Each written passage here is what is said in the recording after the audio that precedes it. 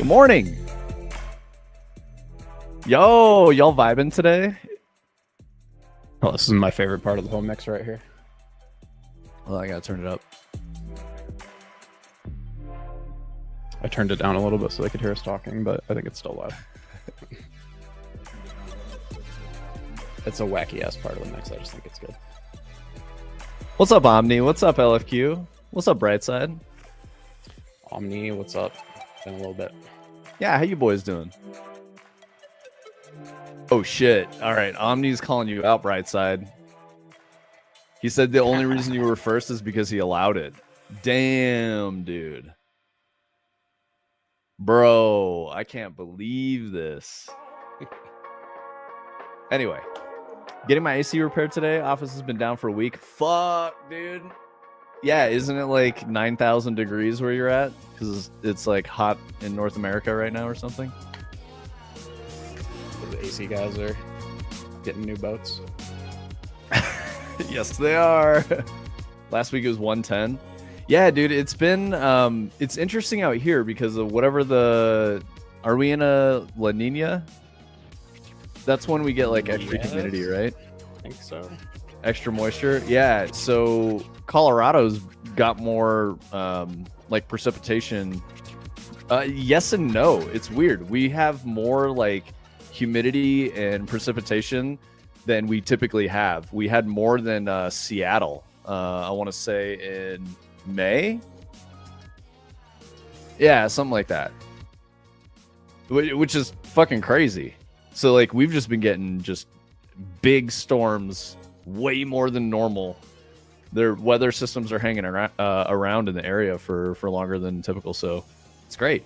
Brightside, what's up, brother? I don't know if you heard, but Omni Dynamic is talking shit. He said the only reason you were allowed to be here first is because, you know, he deigned it appropriate.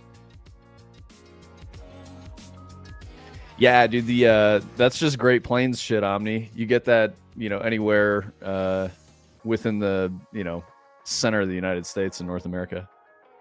I guess you probably get some of that in like Alberta if you're in Canada, right? Because it's just an extension of the Great Plains, just farther north. They get tornadoes and shit in Alberta, right? Are you Googling right now? I heard some clickety clacks, Tony. Oh no, I was just. It's all good. It's all good. But I'm not Googling now. It's really because I had to move the air conditioner in my father-in-law's spot. That's why you're up and ready to go. Okay. I mean, hey, dude, that's good. That's good of you to be. You're being a good future son-in-law, man. Because you're not quite hitched yet, right? You got a couple months or some shit. But that's still very exciting. That's super cool. I'm happy for you, dude. Let's see. What do we got today? So today we've got a bunch of news and stuff. I wanted to talk about. So there's obviously a lot of Death Stranding, which I'm very excited for. I got it preloaded on my PS5. We're gonna try to figure out a way to stream it. So Tony and I'll have to get together this weekend. We got like a cheap capture card. So set up next Thursday. So not tomorrow, but a week from tomorrow will be interesting because I'll probably be on like a laptop in my living room instead of in my office, and then I'll have to like, you know, we'll have to coordinate figuring out how to get capture card into OBS, and then I send the OBS over to Tony and we get that all going. So we'll have like another interesting, possibly technical difficulty riddled stream for Thursday, but it'll be fine. Tomorrow we're gonna play Peak, which I thought Tony coined this turn of phrase, but it's friend slop. Or no, it's a friend like. That's what Anime was saying, right? Instead of friend slop. Yeah, well, that was what that like meme that we were looking at decided to call it. So yeah, that's what we're gonna play tomorrow. Peak was made by Aggro Crab and Landfall in a Game Jam collab. I saw a tweet on like Monday from Aggro Crab that was saying, you know, this silly Game Jam game has sold more copies than Another Crab's Treasure, and I'm crashing out right now. And I just thought that was really funny. So we're gonna check their game out. We're gonna play as a unit. We might do another co-stream with Anime if that's what he's into, but either way, we'll check it out, and I don't know. Hopefully it's fun. We're gonna go into it like blind and raw. We don't really know what's up with it. Let's see. I want to talk about Death Stranding 2. So I have it preloaded on the PS5. It's not even playable for me until like tonight at midnight or like tomorrow morning or something like that. But motherfuckers are already out there on the internet talking about the plot. And I'm like, it's not even fucking playable for people yet. Why are you discussing story points and characters and shit like that? Like this, it's fucking crazy. So it's driving me nuts. You know, but that's just how the internet is, I guess. Aside from that, Here's the aggro crab. oh, perfect. Yeah. Why did the stupid game jam sell more copies? Crab's treasure. Yeah, dude. That's such a good tweet. I really love the way aggro crab handles their social media. I think they do just such a good job of it. They understand very much what like Twitter is and how it works and all that. Yeah, no, I saw this and I was pretty sure this was like sarcasm being supportive of the game, which it definitely is, but I didn't realize Vince had pointed out to me that they published it, right? Yeah. They're talking about like a game that they're involved with, if anything. Yeah, I think they probably made it as a game jam with Landfall. Like it seems like they know each other and they're like, hey, you want to do this? Because like they both are listed as like publishers or whatever. So like both are listed. They're both listed as developers, AgriCrab and Landfall, and then with like AgriCrab as the publisher or something like that. So it's very clearly just like, hey, you want to collab on a side project and have fun? I think that's what they did, and it seems like they made a really good game. What's up, Boom? Tony Brightside I'm just reading Omni's message. Omni, I think that's like effectively what we're doing. It's like an HDMI splitter that has like a USB cable attached to it, basically, that goes into OBS. So. Oh yeah, I don't even know what you guys are talking about. You guys are using the words. Brightside was saying Tony's gonna have a lot to talk about after PL. Do you know what he means? Yeah, I'm going to Pretty Lights festival this weekend in Buena Vista. So, the schedule came out for it, and it is there's some very like woo hippie look type shit that you can do. Like there's like breathwork classes and like dude, a sound bath, and what was the other one? You can activate your heart bridge. That was another one too. So the fuck is a sound bath, man? I don't fucking know, man. But you're gonna find out, right? Gonna find out. Yeah, totally. Hell yeah, that should be fun. All right. Bro, how does Brightside know that you're going to Pretty Lights and I messaged him the other day because he said he had a base nectar tattoo, and I was like, well, if you have a base nectar tattoo, then you probably like Pretty Lights. And he was like, oh yeah, I've seen Pretty Lights a bunch. Yeah, Tony loves Pretty Lights, in case you guys were not aware. A gong circle? Dude, that would be sick. Yep. You're just in the middle of it, and you're like just chilling, and people like banging on the fucking gongs all around you, and you're like, oh, this is crazy. Your brain just gets scrambled. I mean, I prefer that to like a circle of, you know, like stadium style fucking speaker boxes that just like turn you into a liquid. Let's see. You already read. Before we go back to Death Stranding and talk about more technical things, let's do Hightail.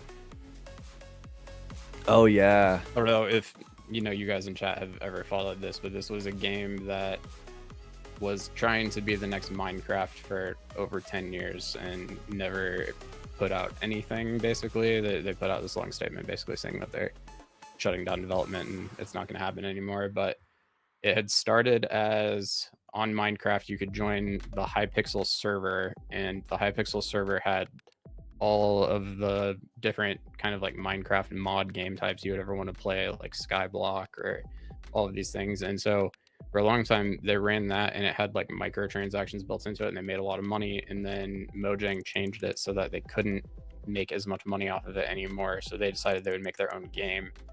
And I think in 2015 is when it was officially announced, and eventually they were purchased by Riot to help get the game finished, and now it's been 10 years and they've canceled everything. They put out some cinematics and stuff, but as far as I'm aware, there's never a playable version of this game that anybody has ever seen. They did say they tried to reboot their entire engine in 2024, and that definitely had to be the final nail in the coffin. So, Yeah, some crazy work, honestly. Like, yeah. You get funded, you work on a game for 10 years, and then you never release it. Like 10 years that's a lot of tolerance from the, the investment people. That's pretty crazy. So they must have had something really good, but I mean, it was definitely always the kind of whole touted as game? like Minecraft, but with more like the closest example I think is like Terraria. It's just like Minecraft always kind of lacked a little bit of like Yeah, the actual combat game stuff and yeah. combat and the RPG side of things and stuff. And Hytale was supposed to have all of that, but again, nobody ever played it. And then they decided that their engine was 9 years old and needed to be remade, which may or may not have been true in the current landscape. But nah, that's not true. It's one of those things where you don't have the budget for that at 9 years in, and you haven't even put your game out yet. So that's too bad. But there was like this winter 2024 development update that I'm showing here, where they talked about how they've, the engine changeover has been going well, but it's taken longer than they thought, of course. And that's just kind of crazy. And I mean, it goes to show that, like, I don't know what the level of experience is for this team and what they've made. Have they shipped anything before, or is it just like a Minecraft mod, or like it was like a successful business built around a Minecraft mod, basically. Yeah, if I look at their Wikipedia here.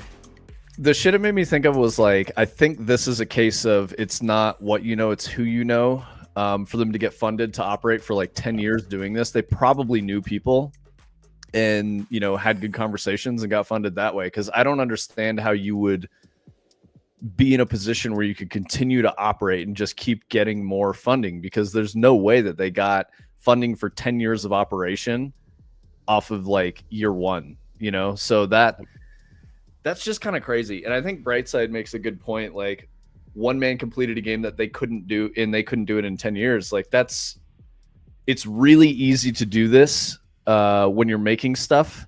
That's why if you've ever heard people talk about like scope or scope creep, all of that stuff, that's what they're talking about. Did they really need to change engines and delay the game for another amount of time that led to the studio closure? Probably not. They probably should have just shipped it. And Tony, you were telling me it sounded like they had some targets and they were going to do a thing, and then they got funding from Riot in like a partnership, and that led to Riot buying them out. But when they got funded from Riot, they decided to rescope the game and add a bunch of new shit because they got a bunch of partnership and funding.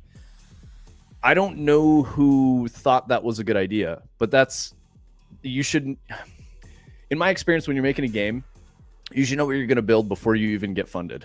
And you know what you're making, and you can't change your fucking scope. I don't know why it's so common in games. I think you just get really excited and passionate, and you're like, oh man, what if we added a new hat and we added a fucking, a cat in the game, and like it's all the shit that doesn't really matter. Like Omni said, scope creep sucks. MVP. Granted, the game originally intended to be playable in 2021 was delayed several times due to the game's scope increasing. In July 2024, Hytale's developers reported that the game was being migrated to a new engine, process that was expected to be complete by the end of the year.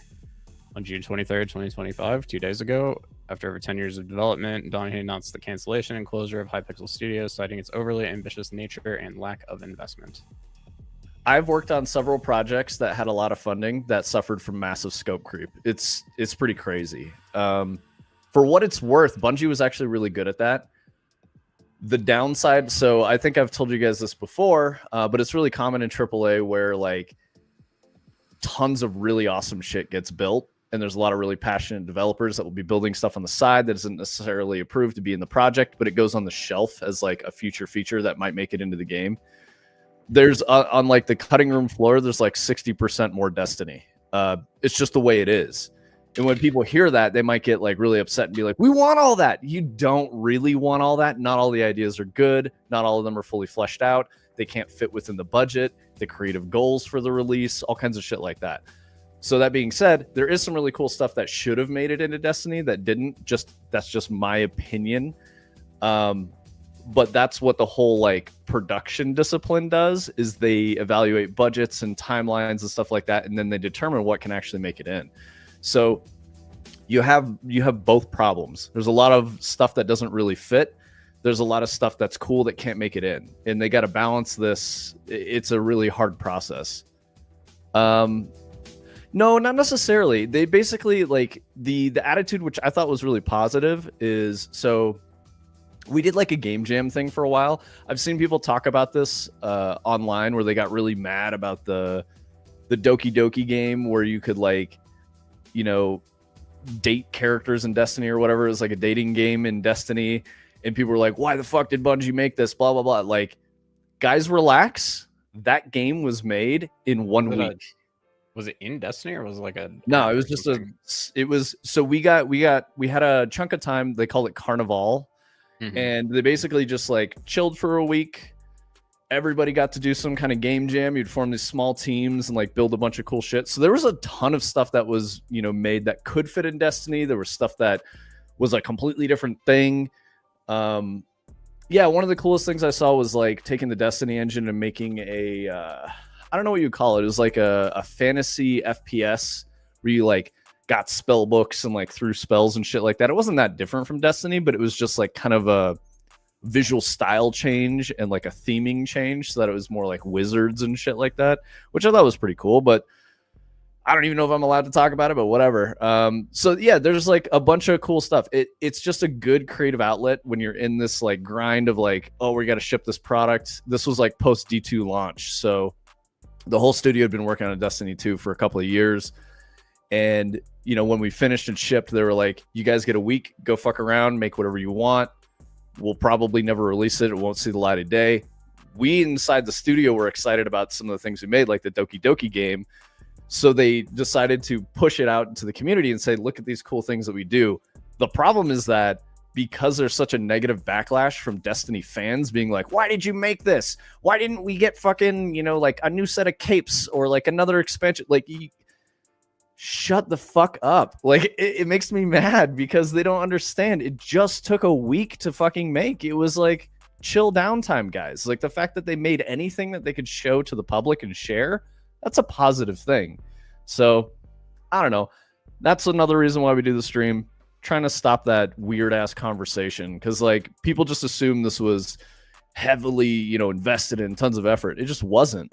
It's just crazy. So while it wasn't really a game for me and I wasn't super excited about it, I thought it was really cool that there were people that I worked with who imagined the universe that we all worked on in a completely different way.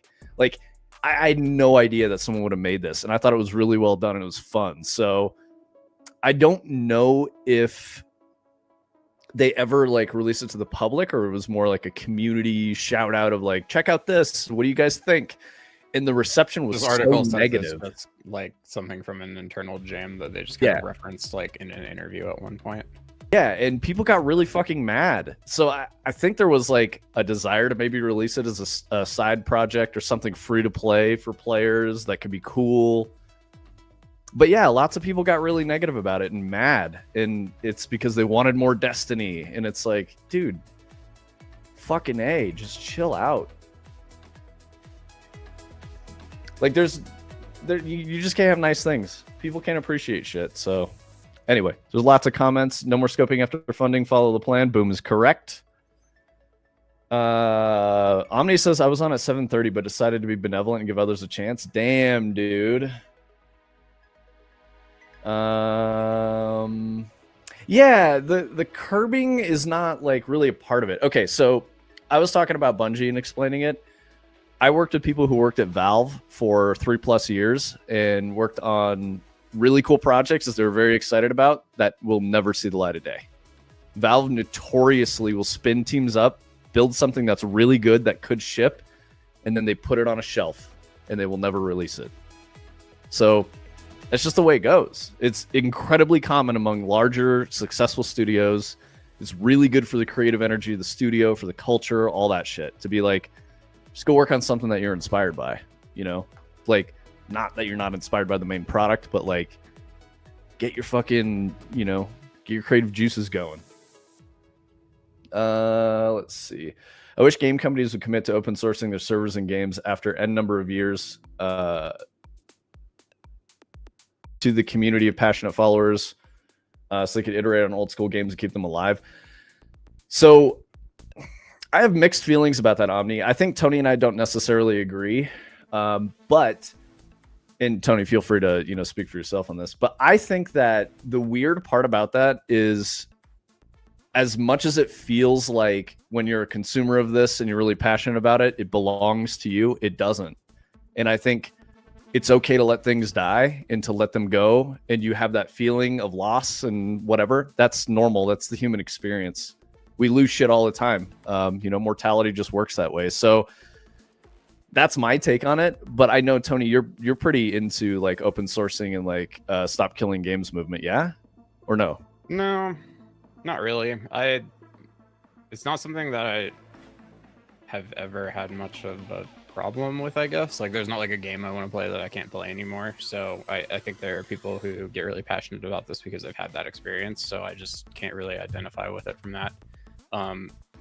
Yeah, stop killing games, I don't know, it's controversial and people tend to be on one side or the other. I don't really know necessarily how I feel about it. I can definitely see the arguments on both sides, but it's like an area where like pirate software has caught a lot of flack and drama lately from the stop killing games people, because he thinks that his argument is that if we were to enforce something like the stop killing games people want, which is effectively like you can't make games that could ever run into this situation, and if you do, then you have to have like a plan in place to prevent it.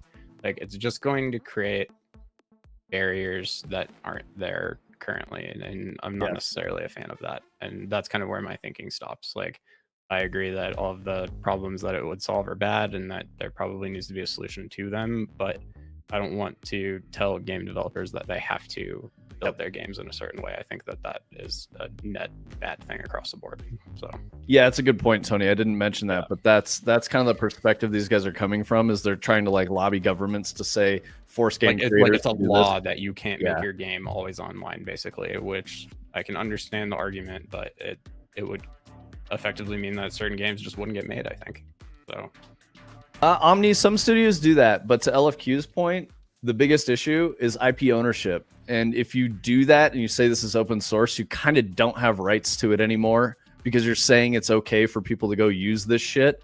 And then you start losing money. And then what are you going to do? Like, you're out of business. And it's kind of the same thing. If you force developers, say, to open source their IP, then investors are not going to want to invest in that IP anymore, because right now they think it's protected and that they might be able to leverage it into future businesses and stuff like that.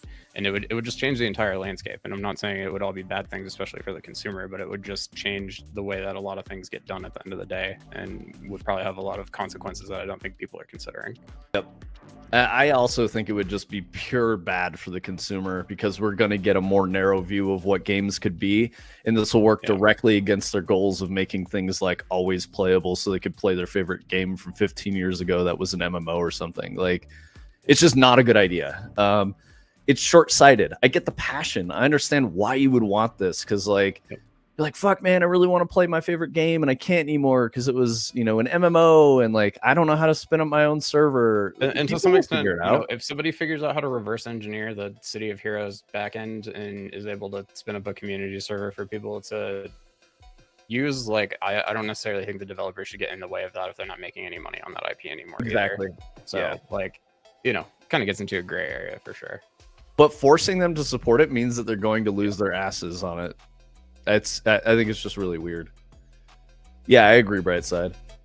I don't think we want to move in that direction. I don't think it's not healthy for anybody. I literally started making games because I wanted to recreate a game that isn't around anymore. Yeah, that's the right attitude, man. Learn how to make it yourself. I mean, that's how we got to Hyperskate, right? Tony fucking loved Jet Island, and we were like, there's nothing like Jet Island. Let's see if we can make a cooler version of that we like, that fits with our vision.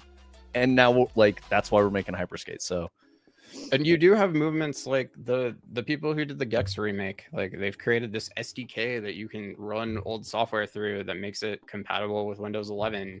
And I don't think anybody's getting in the way of them doing that. If anything, they got publishers on board to help them like republish the game so that the publisher can kind of benefit from the work they're doing, but they can also benefit from the work that they've put in to make it happen.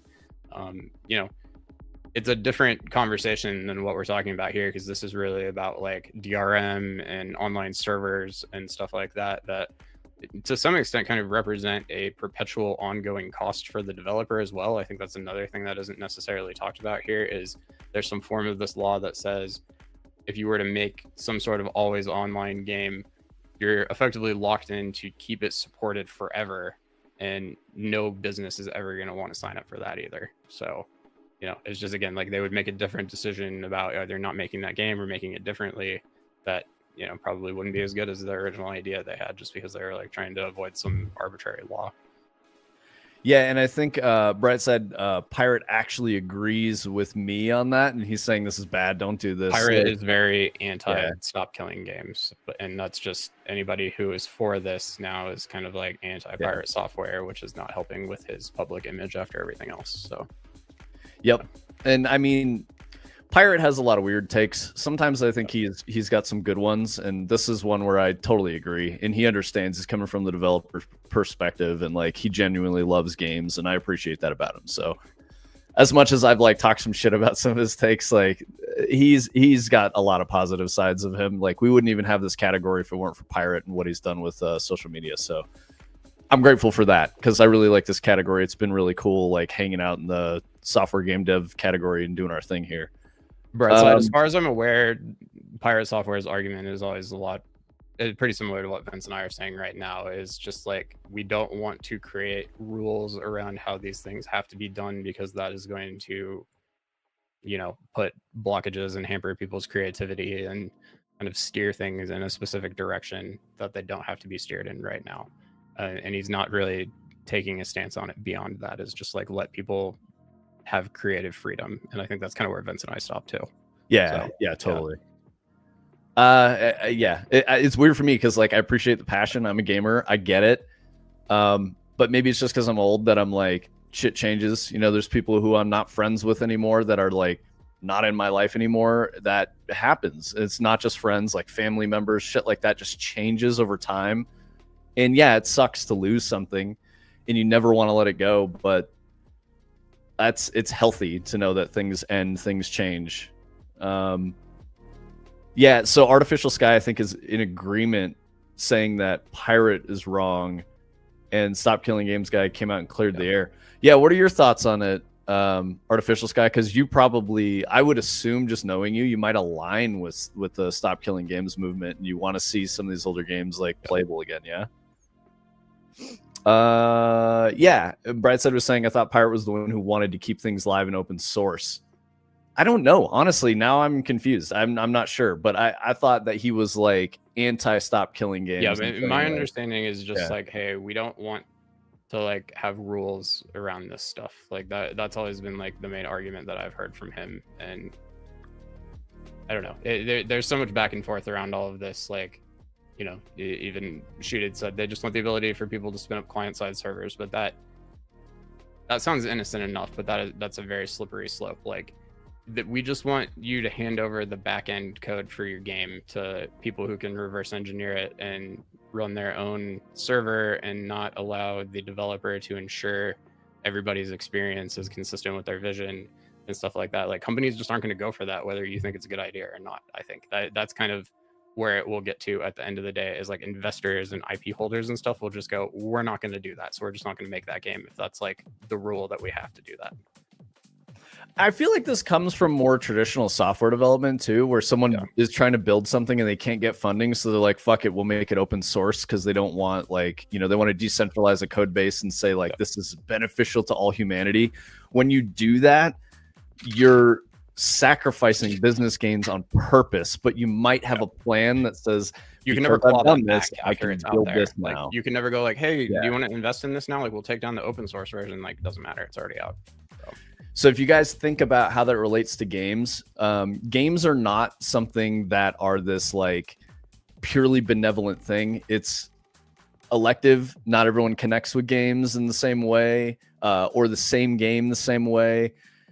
There are very few things you can hold on to as like, I made this and this is why I can benefit from it, and I can sue someone who's basically stealing my shit. Like, you need those in place to protect people. Otherwise, you made something and then you're out of fucking business. And then you guys will be like, oh, I wish they would make this again. And it's like, well, they fucking can't, because it's open source and they got, robbed and someone else is doing it better. So it's over, right? Like, you guys got to consider those things as you get into stuff with like the Stop Killing Games movement. I don't think either of us is sitting here like companies should just get to fuck over people who buy their games. Yeah, like, no. that's and not like what we're to saying. Omni's question, like, what are you paying for when you buy a game? Like, this points to that needing probably a clear definition, and it obviously is something that maybe kind of changes from game to game these days, just depending on how it's built and how it works and stuff like that. And if anything, this probably just means that those things need to be made a little clearer to the consumer, and consumers probably need a little bit more education around what these things mean and what to look out for, so that everybody's just kind of on the same page about these things. Like, that feels like a much more practical solution than like, you can't make an always online game ever again. It's like, no, but you have to like warn people when they buy it that it's always online and that you only guarantee support through 5 years from now or something. Like, everybody's just on the same page. That feels better, at least, I think. So this is interesting. I like what Omni's saying, and I like what Artificial Sky's saying, because these are, I understand where you guys are coming from. I really do. Because Omni's talking about, if you buy a hammer, do you own the hammer? Or do you own the rights to use the hammer?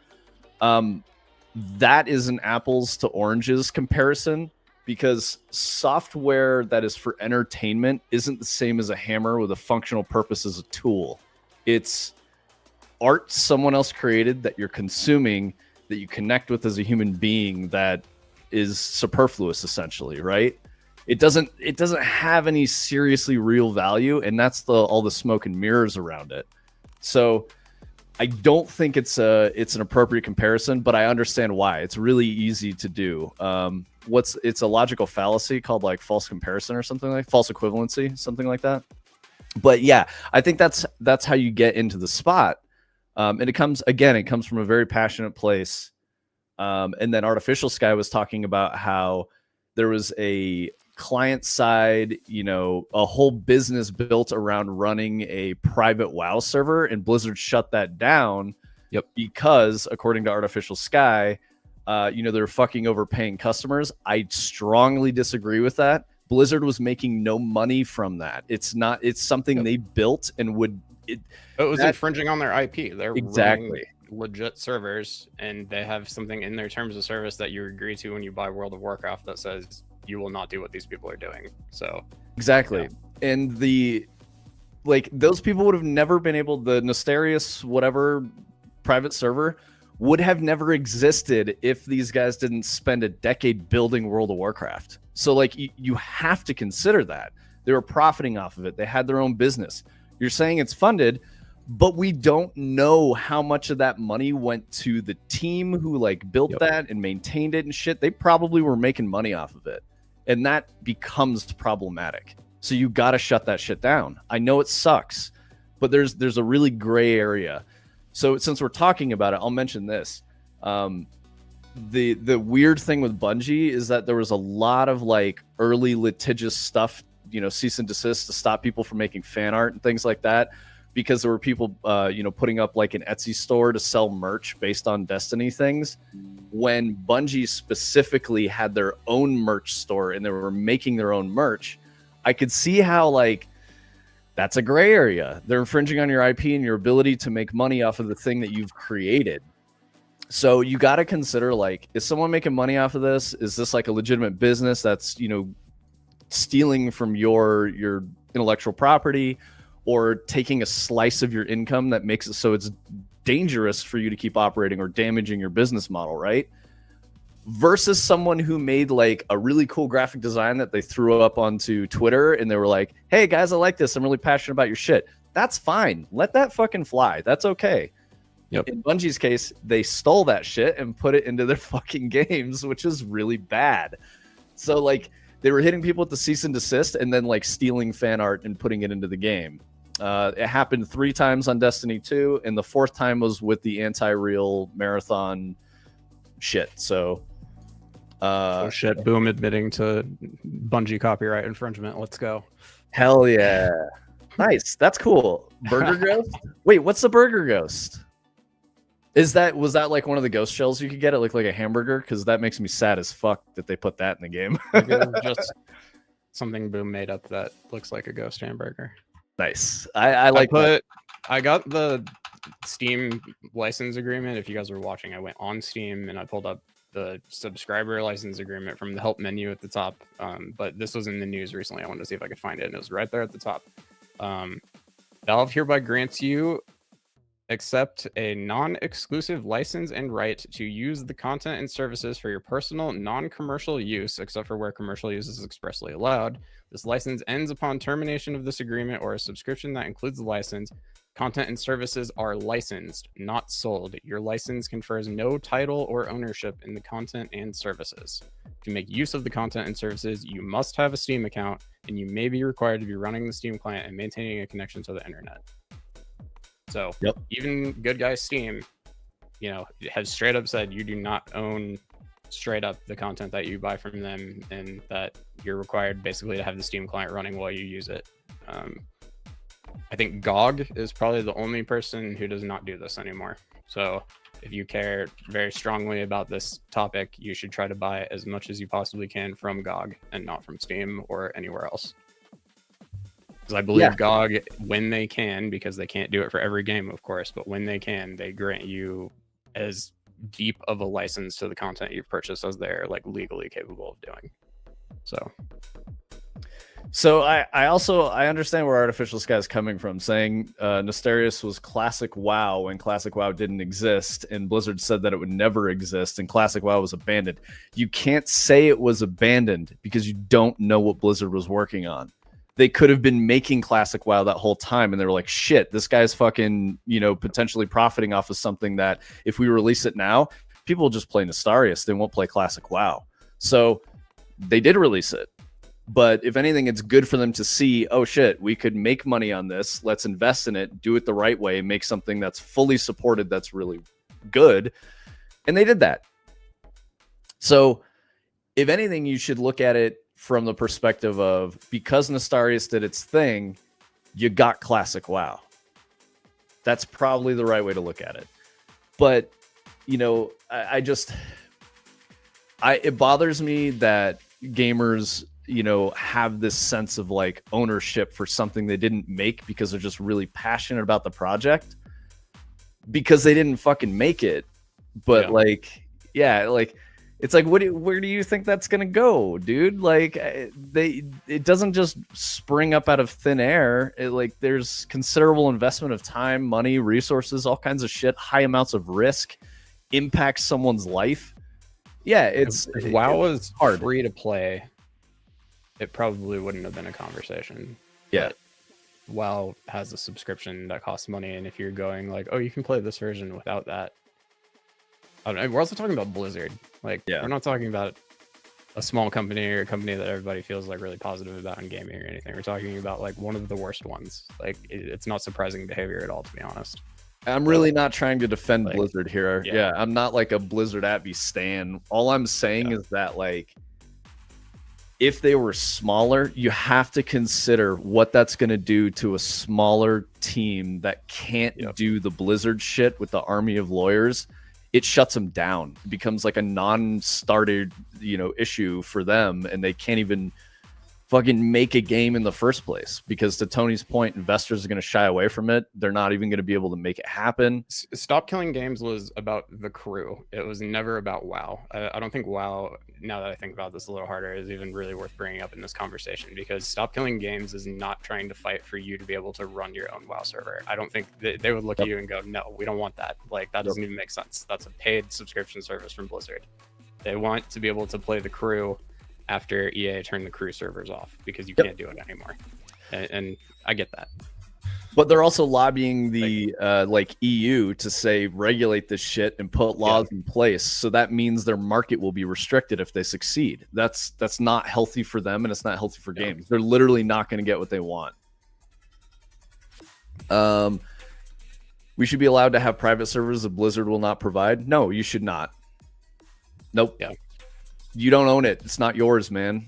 If you want that, you should go make a game. That's the correct answer. Because or go get a job at Blizzard and try to make it happen from the inside, I guess. Like, I can't really think of another option, but it's hard for a reason. And like, I know you disagree, but you should absolutely not be able to own it. For you, it's beneficial.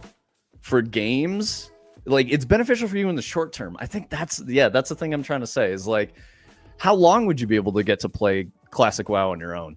You don't know.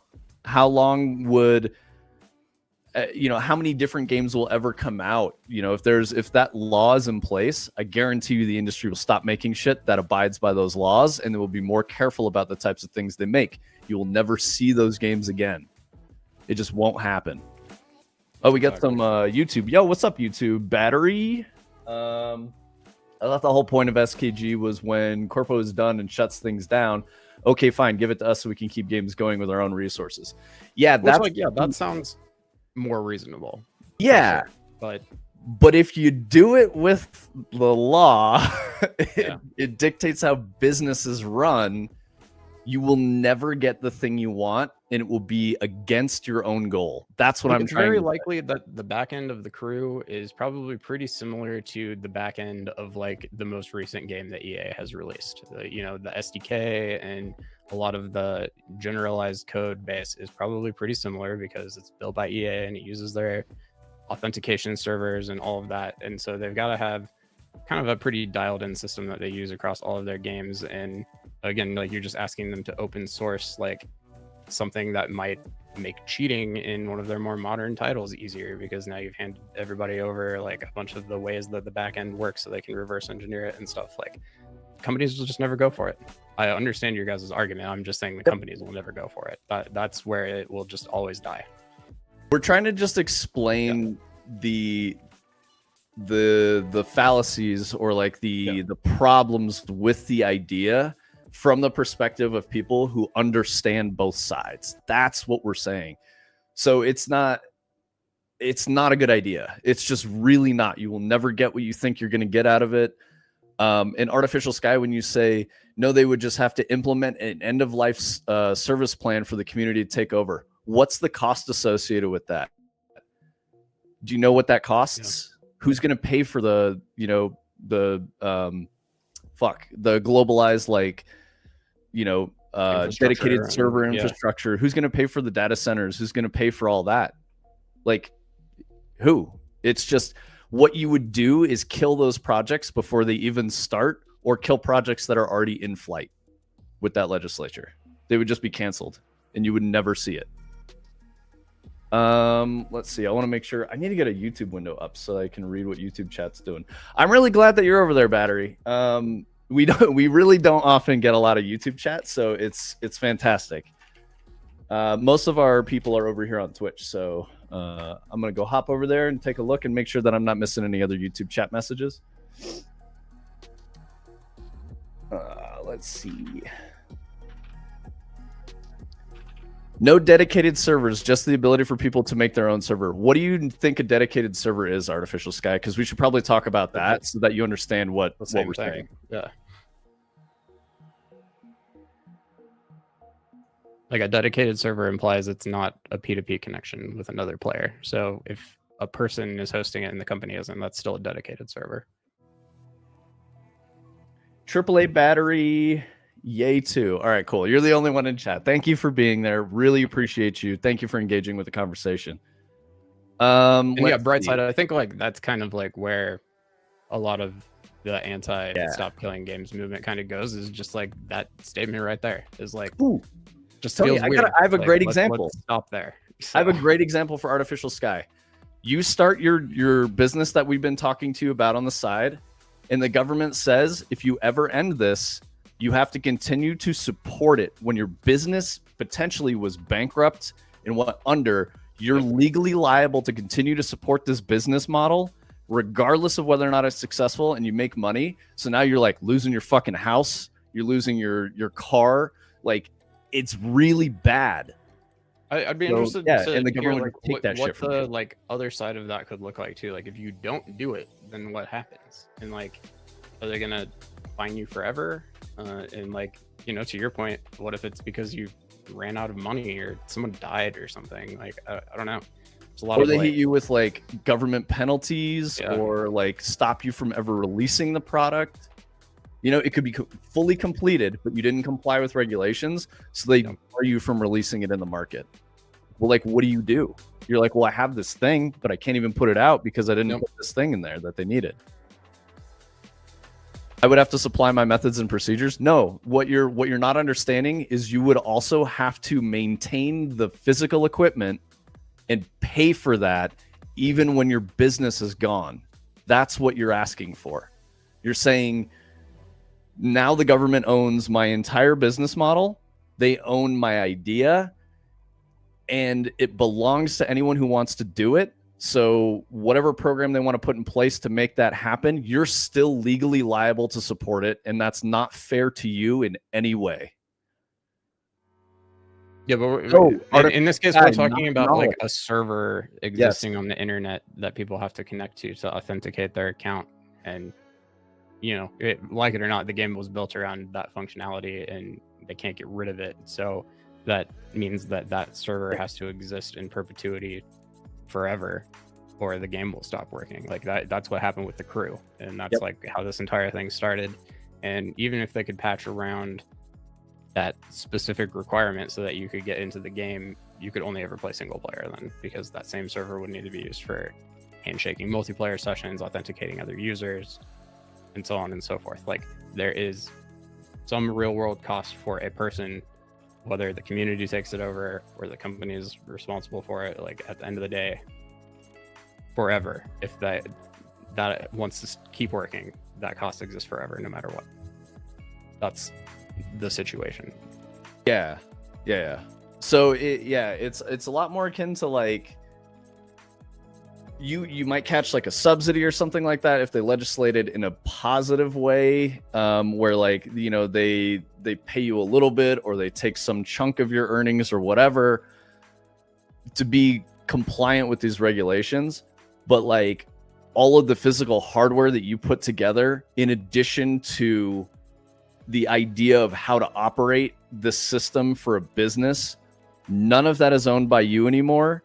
Anyone can use it, but you have to pay for, maintain it.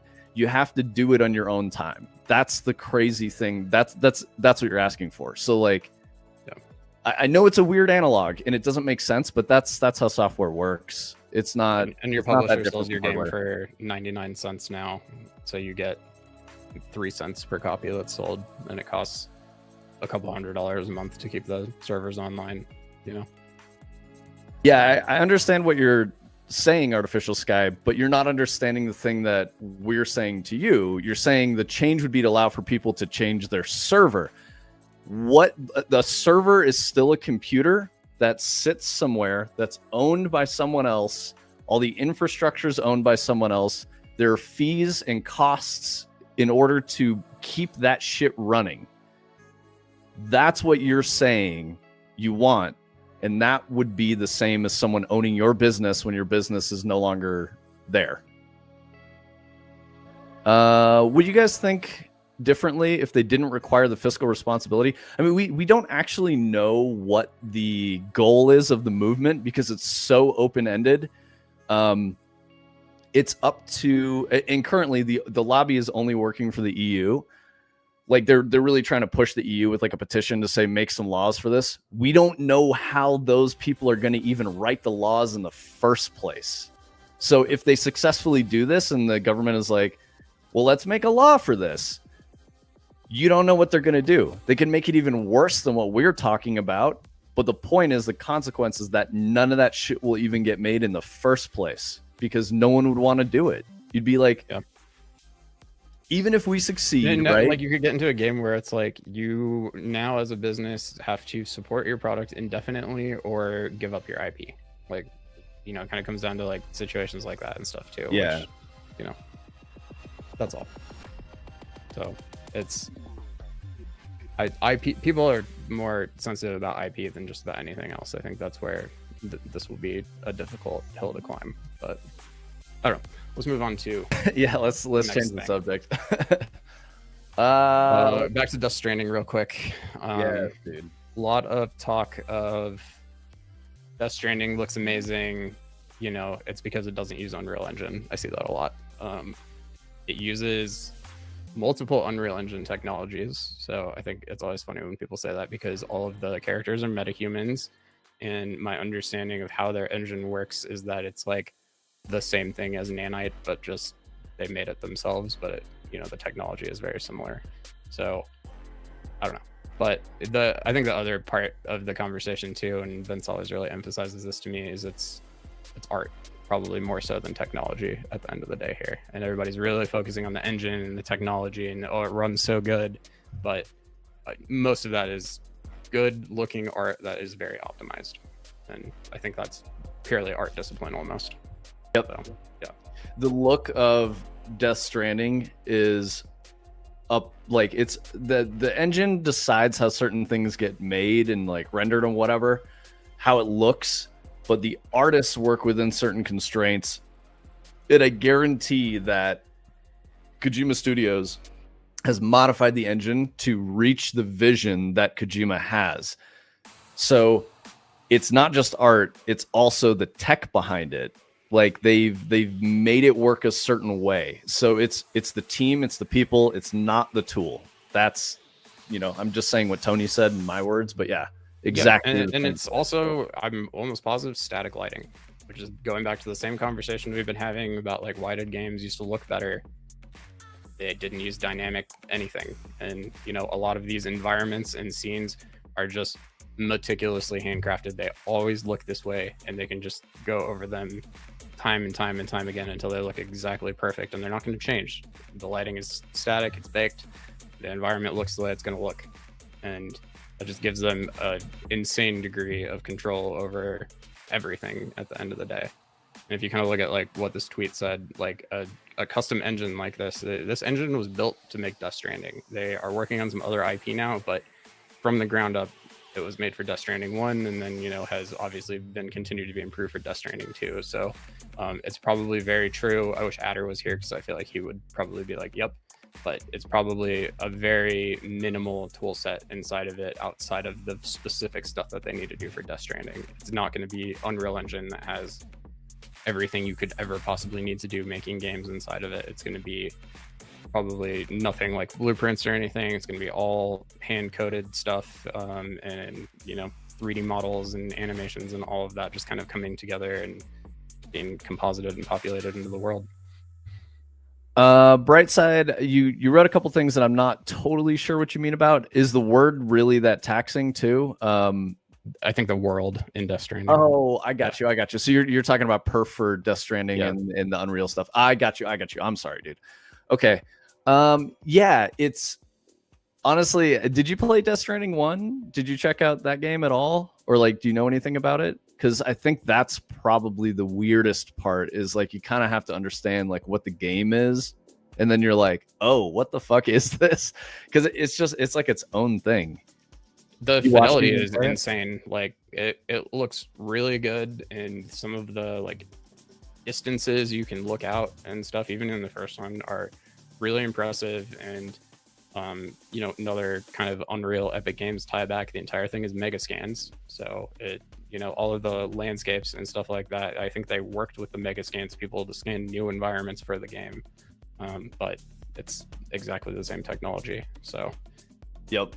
Yeah. And I think like the worlds are probably fairly taxing, but it's really dialed. Like we said, it's all like kind of statically lit, and you know, everything looks pretty good. They don't do anything like too fancy. It's just really nice materials, and yeah.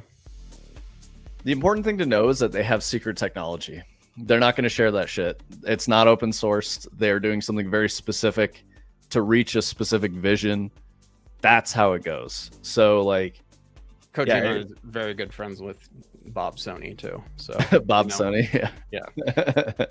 Yeah, Kojima's got a really good network. I mean, I read something earlier this morning about how they worked with Nintendo's mocap studio for some shit because Nintendo has the resources in Japan to do things that Kojima wanted to do, right? So a good example is at Bungie, we had a really big mocap studio that was also rented out to other studios if they wanted to use it because it was right in the area. That's very common. If you invest the hundreds of thousands of dollars into building a thing, and you want to get some of your money back, you rent it out to someone who doesn't have the facility. They can't afford to build it their own, and like that's how it goes. So that's very normal. It's cool stuff. I'm not really sure how this made like news at all because like this is just a common practice. If you've got the network and you can leverage it, do it and you'll achieve your vision a little bit easier.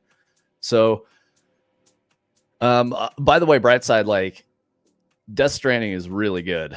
I understand it's not for everybody, but it's like it's one of those games where you have to play it for a little bit and just be open to what it is and not knowing, like try not to judge it and guess at like what you think it's doing or what it is. And it's so much more fun. Like it just becomes this really interesting, unique experience. So yeah, I'm really excited for Death Stranding 2. That I should be able to play on Friday, I think, or like late tomorrow night or something like that. But yeah, like it's going to be cool.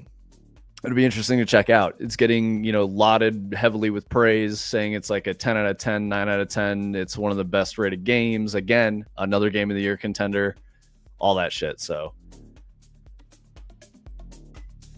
I think it'll be really cool to see where it goes. Let's see. There was another thing I wanted to read. Oh, we talked a little bit about, I don't know if you guys have ever played Luminous. It's spelled Lumines, Lumines. It was an Xbox title. I think it was also a PSP title, maybe. But it was like a Tetris game, and it like synced up perfectly with music. So it wasn't like a rhythm game, but it almost had like a rhythm component. When you started playing it well, it started like the music started going along with what you were doing in every action, which is really, really cool. So AAA battery, that's a fair point. Veilguard was given a 9 out of 10. Yeah. But I think that was by a specific, problematic games journalist that, we've talked about several times. And how I've talked about that the review culture is very much based in like, did you pay these guys to give you a good review? Because if you didn't, you may not get a good review. You're probably not going to. But if it's like a glowing review, you're probably paid to give it a glowing review. All the major outlets do that shit. It's just the way it goes. And I think the best example I can give was like the reviews for D1, giving it like a 6 out of 10 and shit like that was really crazy. But a lot of that was because like, and the user score was significantly higher than 6 out of 10. So like that's the weird part. It's just some weird shit. And that industry is always like fluctuating and changing. Obviously the games journalism, segment as an industry isn't doing super well right now. And there are a lot of reasons for that. Yeah. And I've said it before. People rely more on like a hot take or like a review from a streamer like Skill Up than they do reading PC Gamer or EGM back in the day, or watching G4 X Play, stuff like that. Like it doesn't really exist anymore, and because it doesn't exist, we have this really weird shift in how games are talked about in entertainment media in general. Do you want to talk about? Oh, okay, so yeah, Luminous is really cool. I'm very into it. I definitely want to check it out. I loved Luminous, so I'm excited that they're doing another one. The art style that I've seen in the screenshots makes me a little less excited because I'm like, oh, what the fuck are they doing? Like it had this kind of like 2.5D plasticky feel to it that I really liked. Or like it looked like candy in a way. Like all the art was like really, I think, well done. And this has like a Tetris Effect style where there's like depth of field and all kinds of crazy shit that they're doing. So I don't know. I'm skeptical. Yeah, that's OG Luminous. And it was just so clean and like well executed that I don't see a lot of the same thing in the screenshots for Luminous Arise. So I'm skeptical, but I still want to check it out. Yeah, this arrow thing moves left to right and like removes clusters as it scans over them. So you're kind of like fighting against that most of the time, and it's like all timed to the music. It's pretty cool. Yeah, so like as that bar goes across, it's like what the fuck do you call it? It's like in a DAW when you're playing a track and it's like set to a beat and shit like that. That's how it works. Yeah. It's really cool. It's very well done. Very unique concept, and it executed really well. So I'm excited to see. They have Luminous Remastered, I believe. I used to play it on Game Pass, but it's probably on Steam. But it's pretty good if you ever want to check it out. A bright side is an Olivia Munn stan. Nice. Aren't we all? Yeah, LFQ from the pictures. I have no idea how the game is played. It's really fucking hard to describe how Luminous works. Maybe this.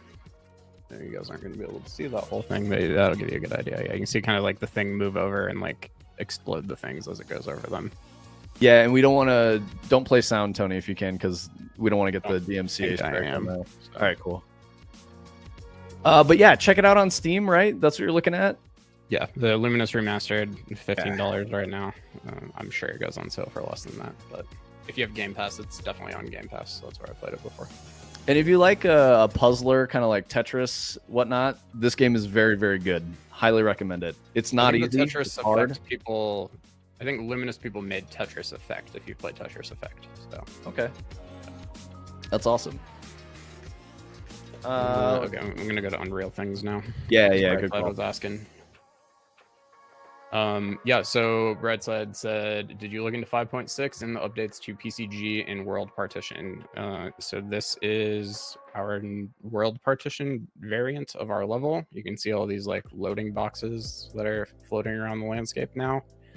And pull up the mini map thing. Yeah, so it's the same landscape that we're using in the other one. The scale is a little bit bigger, and there's a couple of things that have changed. But one of the other big ones is that this is dynamically lit, and our original one was statically lit. We kind of started talking about this last week, and I didn't really have it working super well yet, but now I do. So let me just make sure I have the settings right, and I'll show you guys. We have the ability to play as a drone, as I'm sure you guys have seen, so I don't have to put my headset on. So just making sure that I had that game mode selected. If I hit play here, I should just kind of start from wherever the camera was in the landscape. I have the day length set to like 1 minute day, 1 minute night right now, so you can see the sun moving pretty quick there. We'll get a nice, sunset here in a second. You got the shadows, and then it'll become nighttime. And the coolest part about this is when I package this and play it in VR in a packaged build, I'm typically getting around 90 plus FPS. So I've just kind of done some basic optimization stuff, and it's starting to perform better. I think with a little bit more time and tweaking, hopefully I can get it up to 120, which is our goal. And that'll be great. It's like we're kind of messing around with some of the ultra dynamic sky settings. So we have these orbital planets, we got the auroras happening. I think it looks pretty cool. So it's a lot more in line with the vibes that we're going for. When we were messing with it, I was like, let's get like weird with it so that it fits with the vision. It'll be more inspirational, it'll be more exciting, because it won't be that Earth, day night cycle in the game. Sunrise looks pretty awesome. Yeah, sunrise is great. So yeah, I think that's a really cool improvement, and we really wanted to try to get to dynamic day night cycle. So yeah, we are definitely getting there. One of the things that I did do to kind of make things run a little better that I'm not super happy about right now is the landscape LODs. You can kind of see how a lot of the mountains are looking very low detail, I guess. And if I move closer to them, you'll see the details start to appear, and they kind of like morph and warp into what they're actually supposed to be. So something I'm still kind of trying to figure out right now, just because it's not super visible. I gotta be moving 1,000+ miles per hour right now to make it like as obvious as it is, but the main thing is I just want kind of like the vistas and the silhouette of things to look a little cleaner. So I'm trying to figure out if I'm going to use HLODs for that or something, custom LOD settings for specific areas maybe. But it's kind of the main issue that I'm fighting with right now. Yeah, LFQ. We have some things that we want to do with day-night cycles. So spoilery, but like I don't want to get into the details, but it won't just be a standard day-night cycle with like a space skybox, if that makes sense. It'll be something different. Don't want to elaborate on it because that's a part of the execution and how we were talking about the vision for the game last week. It'll be in line with those things. But yeah, bright side, this is just ultra dynamic sky. You can see the blueprint right here in the outliner. It kind of lives at our lowest elevation here, but I've got it set to 2D dynamic clouds, so it's not volumetric clouds. That's pretty hard on perf, especially in VR. So the sky is kind of a fake texture still in this instance. But other than that, you just have a lot of settings for like there's a section called animate time of day. If you check that, now I can set my day length and my night length, and when I hit play, it'll just do the thing. That's pretty cool. There's events you can hook into in blueprints for those things too, so that you can know what time it is, or you can know when it becomes night or when it becomes day, so you have lights turn on in the level or whatever. So I'm looking forward to doing some stuff like that. I think will be cool. And then there's a setting section for every single thing. So like the 2D dynamic cloud settings are here, but then you can get cloud movement, cloud wisps. You can simulate the real sun and moon and stars based on a location on Earth. So you can put like a latitude and longitude in, set your time zone, set what day of the year it is, so that it can make everything be in the right place. If you're doing like a Google Earth type thing, I guess that would probably be useful. You can change from a Gregorian calendar to a different calendar. Like, it's crazy. Tony, I think there's what's interesting about UDS, and that I know that we've talked with Adder a bunch about, is that it does a lot of cool stuff out of the box, but it's pretty perf heavy, and it's actually not like too bad. Yeah. But well, according to Adder, he was like, "This is not, I had to go make my own thing that is sort of based on this, but I think is better." And like, it's one of those things Adder typically complains about is the volumetric clouds. Yes. And the UDS volumetric clouds are even heavier than the ones that are built into the engine, if I remember correctly. So they're not a good solution a lot of the time. And Adder's working on a game that is very high fidelity, and I think they just have always really wanted like some nice looking clouds in the sky. But last he told me, I'm pretty sure he said they had to bail on them because they just couldn't get them to work. But yeah. I think he just says, Adder always says too, he's like, I can just spot it from a mile away, like every time he sees it in a game. So one of the things that's interesting about it is that it could do a lot of the things that you want out of the box, but as soon as you start to try to really tune it for the thing that you want, you'll realize that it's pretty limited, and you have to get into modifying it or make your own to do exactly the kind of thing you want. So it can be really good for prototyping, but maybe not the best for shipping, because it has a very specific look and feel and very specific types of perf that it does without modifications. So, or it's more like you're kind of like you're locking into it if you want to like use its day-night cycle and all of its events and stuff like that. Like if you want to remake that outside of it, you're going to be doing a lot of work and kind of like redoing a lot of work that you did to connect to it. So I don't know. It's one of these things where like I would love to learn how to not need to use it, but it does a good enough job that I think like all of the time and effort that I would put into it wouldn't really change things at the end of the day for us too much. So I haven't really bothered too much, and Adder's told me as much too. But it's such a deep tool too, and I feel like I barely have scratched the surface with it. I just wanted to point out that the documentation is inside of the plugin in this README thing that you have to run as an editor utility widget here. And then you have this entire like application inside of Unreal where I could just type in like space or something, and it's gonna, it has like pretty nice documentation in here that links around to other things and stuff. But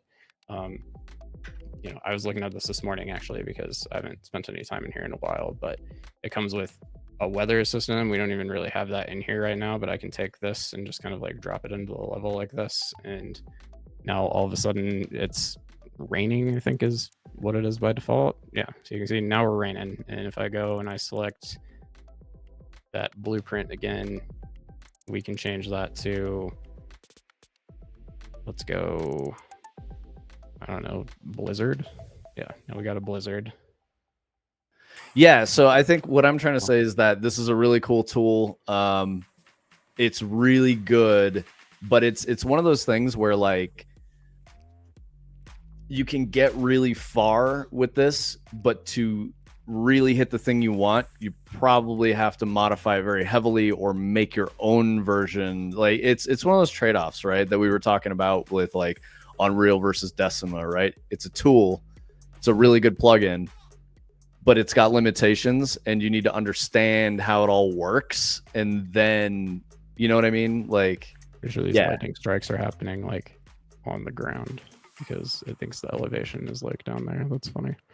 The encoder quality went down according to LFQ for there's a lot of noise on the screen, I would imagine so.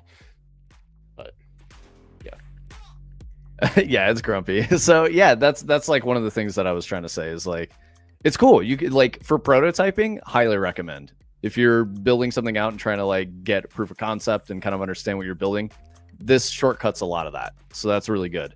But to get to the point where you want to ship with the very specific thing you're doing, if Ultra Dynamic Sky is not like a core pillar of what your game is and how it works, and it just fits very naturally in your thing, you're good to go. If you need it to do other things, you're gonna have to, you know, get you a Tony who can like rip through all this stuff and figure it out, or get you an adder who's an expert. You know, those the are only other one that ways. I hear good things about that we don't have and I haven't tried yet and is very expensive, and that's the main reason, is called Sky Creator. And I get the sense that that one is maybe a little more, it might allow you to go a little deeper, but it's definitely a lot more like technical in what you have to do with it and stuff. So it's this one by Dmitry Karpukin, and I believe this guy made blockout tools. Yep. So he's an OG. We use blockout tools every day. But yeah, this is, how much is this? $150 for the personal license, $600 for the pro license.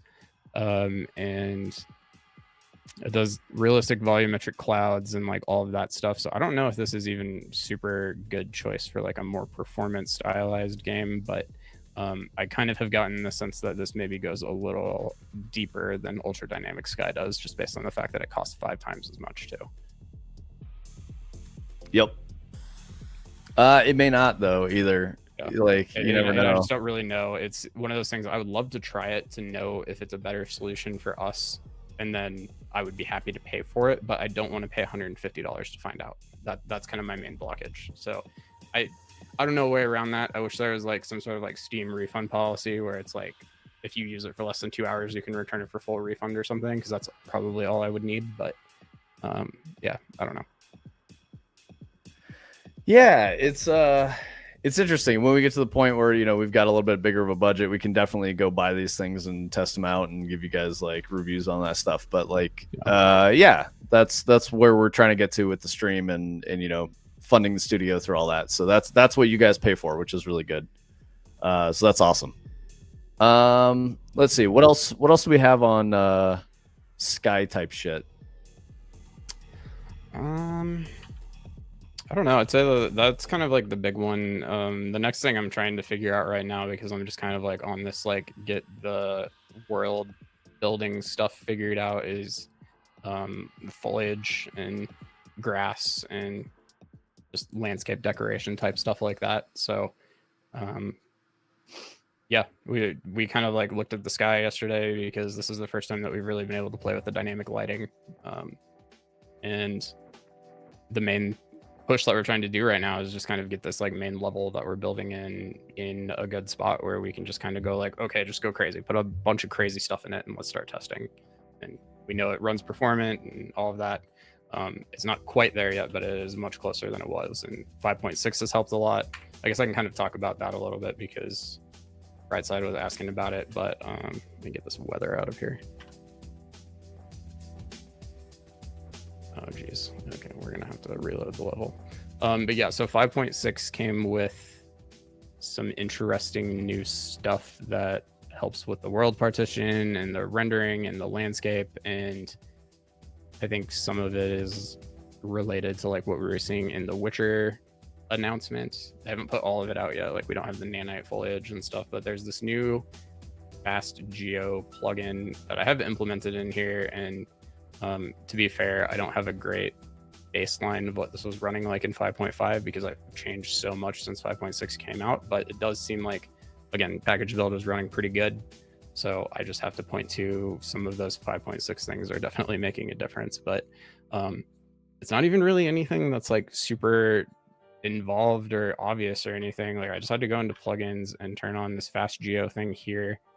And then there's like one thing you put into your world settings that has to do with like how the world partition streaming works, where you set up a layer with that new fast geo thing. Whereas I think it's like right here,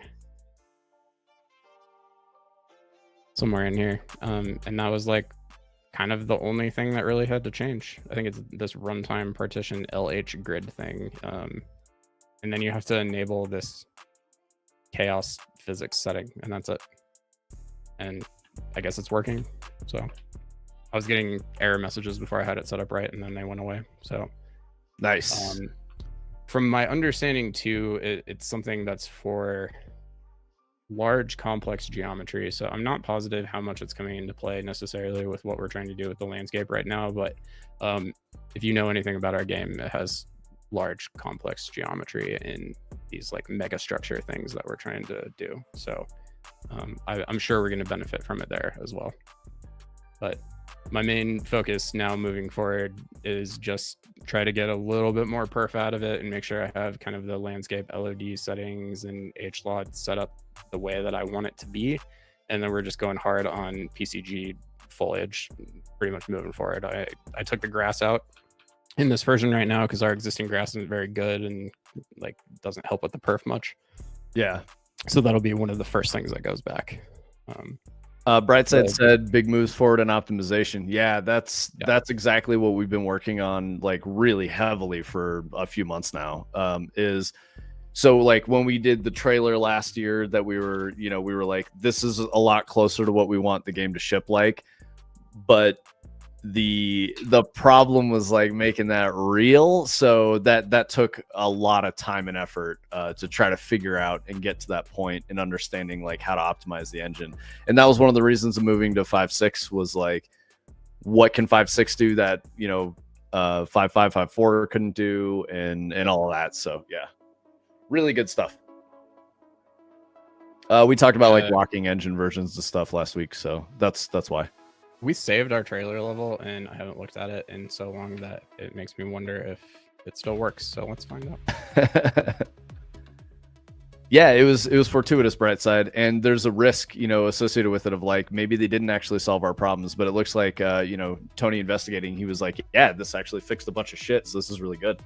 It's one of those things that's one of the harder like perf things to figure out, especially with VR, because a lot of the advice is that you shouldn't profile in the editor, so that kind of means that you need to do a package build to do your profiling there, or they say like at a minimum do this standalone game thing.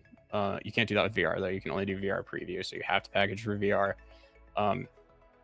There's been a lot of cases in the past where like I'll see 10-20% gains on a package build, which you would expect because the editor is not running. But so I've kind of like ignored that advice a lot in the past because I felt like I have a pretty good idea if it's just going to be like a little higher than it is when I run it in the editor. But I have been kind of running into situations lately where the performance in the editor is like concerning and pretty bad. And I just said, let's try to package it and just see what it actually is so that I have a good idea. And it was pretty acceptable when it was packaged. And so that made me go like, okay, I have to start paying a little bit more attention to this and figure out, how this is going to end up behaving at the end of the day. So yeah, we can see our trees here. I don't know if their materials are going to be right, but this is probably not even the amount that we would ideally like if we could figure it out. So, but yeah, this was even a little bit like sparse in some ways. But if you guys remember, I was talking about how I painted, like 30,000 trees or something like that. That's what this is. So see if I can get a landscape material on here so this looks a little more correct. Nice.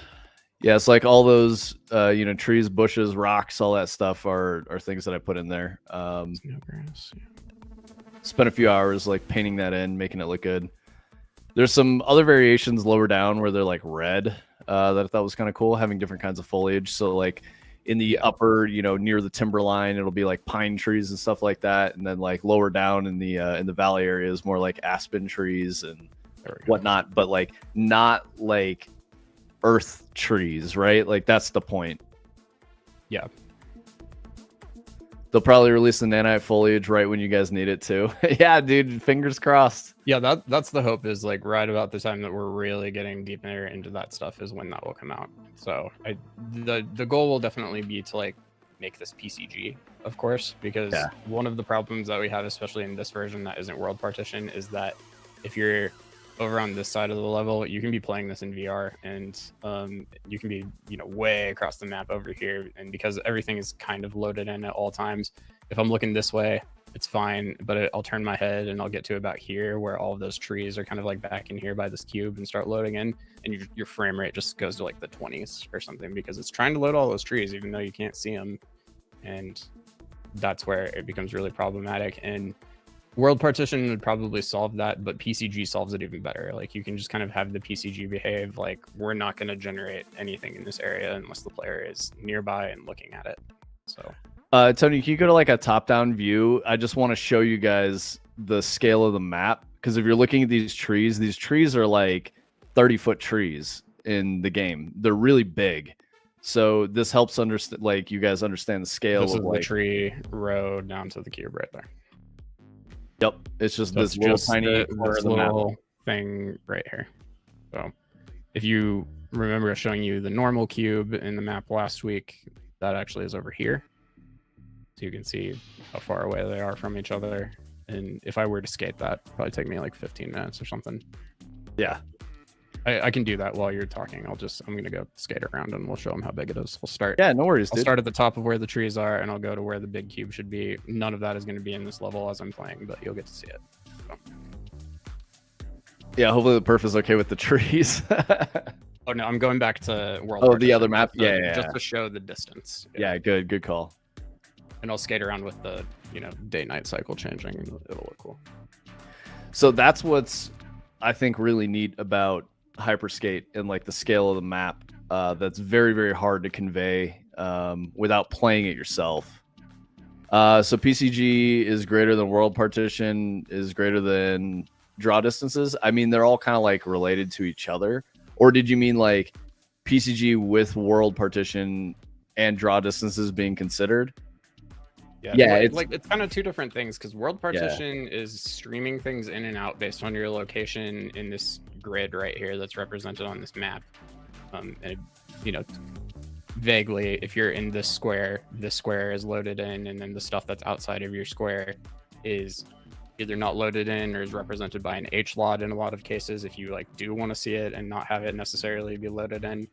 But then you can introduce PCG, and that kind of is like a third thing in that situation, where you can set PCG up to just generate in the grass in kind of an area around your character, or like the cone of their vision as they're getting there. And that can not necessarily be a good idea sometimes, because there is some amount of processing power involved in that generation happening.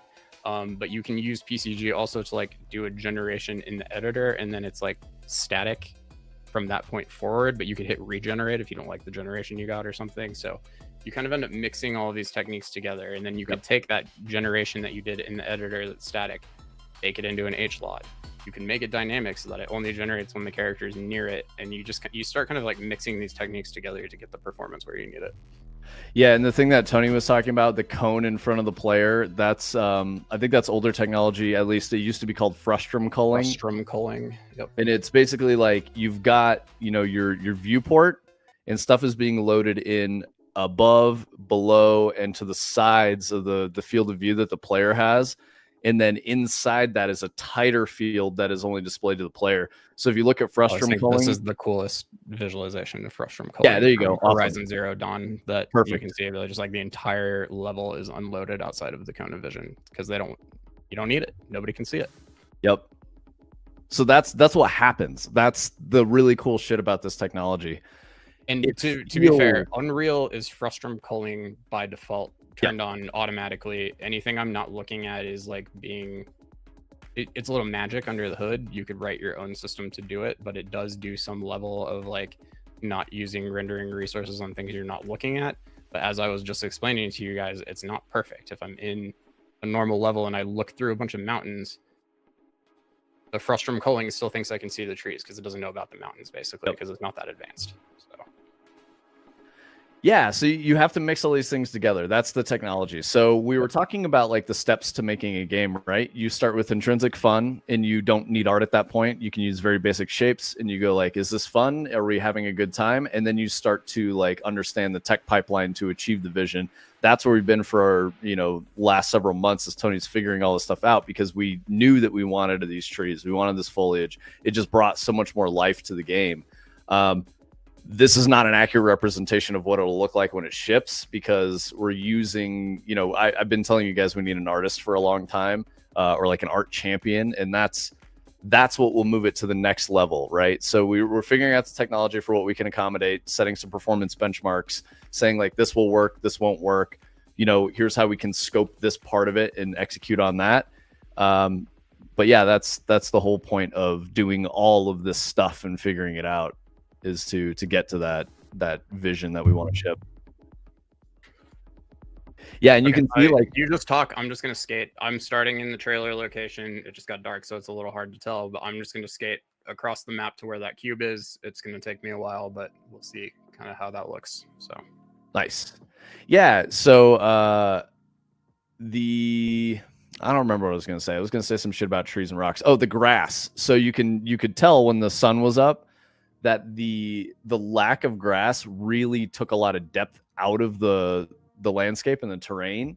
So that's why we need that. That's why we need trees and rocks and like all that stuff. It just makes it feel more real and more alive. Goddamn, the sky looks so fucking good though. Oh my god. Yeah, the hardest part, like it doesn't translate flat super well, but there's like depth. Like the clouds are in front of the planet, and the planet like looks 3D, even though it's kind of not. And just it's peeking out from behind the mountains and stuff. That's very cool. Yeah, it's cool shit. It's really good. So doing everything to to get your project closer to the creative vision is also very important, for the team, because like that's one of the coolest parts about games is like you see everything just start coming together, and it goes from what we have here to like, oh shit, this is like a game, and it happens like very suddenly. So we're getting closer to that point. And I think you guys will be a lot more excited as we start hitting those targets that we really want to go for. So it'll be really cool. Motion controller or player controller was also like one of the things that Tony had been focusing on a lot. We talked about the game feel and switching over to this ball controller. Yo, what's up, Adder? Yep. Oh, Adder's finally here. Let's go. Yeah, we got Adder. Caught the end of the stream today. Yeah, thanks, bro. We're looking at definitely talked about you like 20 times. Yeah, we were talking about Ultra Dynamic Sky, and that's when we started talking about you. You're off, bro. Yeah, definitely you're off. So yeah, and it was more about how like we were saying Ultra Dynamic Sky is great for prototyping and getting you really good solution out of the box for seeing stuff, but as you get closer to shipping and hitting creative targets and like the vision for the game, you probably need to modify it heavily or build your own solution. And that we'd talk to you about that, and you've experienced similar things throughout your career of like needing to make custom skybox solutions and shit like that. Like it's just the way it goes. So we were recommending people pick this up, especially for prototyping if they want this kind of stuff in their game. But with the knowledge that in order to ship, you may not want to use UDS specifically for that, and to do a little more extra work and like get the other stuff there to like nail the thing you're going for in terms of like perf, creative vision, and all that shit. So Adder, did you guys say that you ended up using UDS on Mortal Shell? I don't know if you can say for sure. I kind of remember you saying like we just ended up doing it because it was easier. Yeah, that's a good point, Tony. I don't remember how that shook out either. Because I know he was saying he wanted to make his own version, but he said he made his own thing. Yeah. Oh, okay. Yeah. Okay, so you used your own solution for it. That's cool. Got it. We also just messed with some skybox settings and made it a little bit closer to what we imagine the game is going to look like. So this is just better for like creative inspiration for the team, and like it.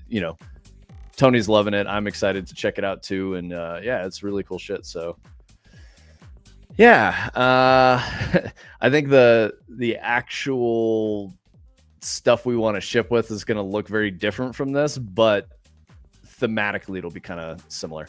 Adder says, I referenced their conservative density material function, but we ended up needing a custom solution for our world partition setup.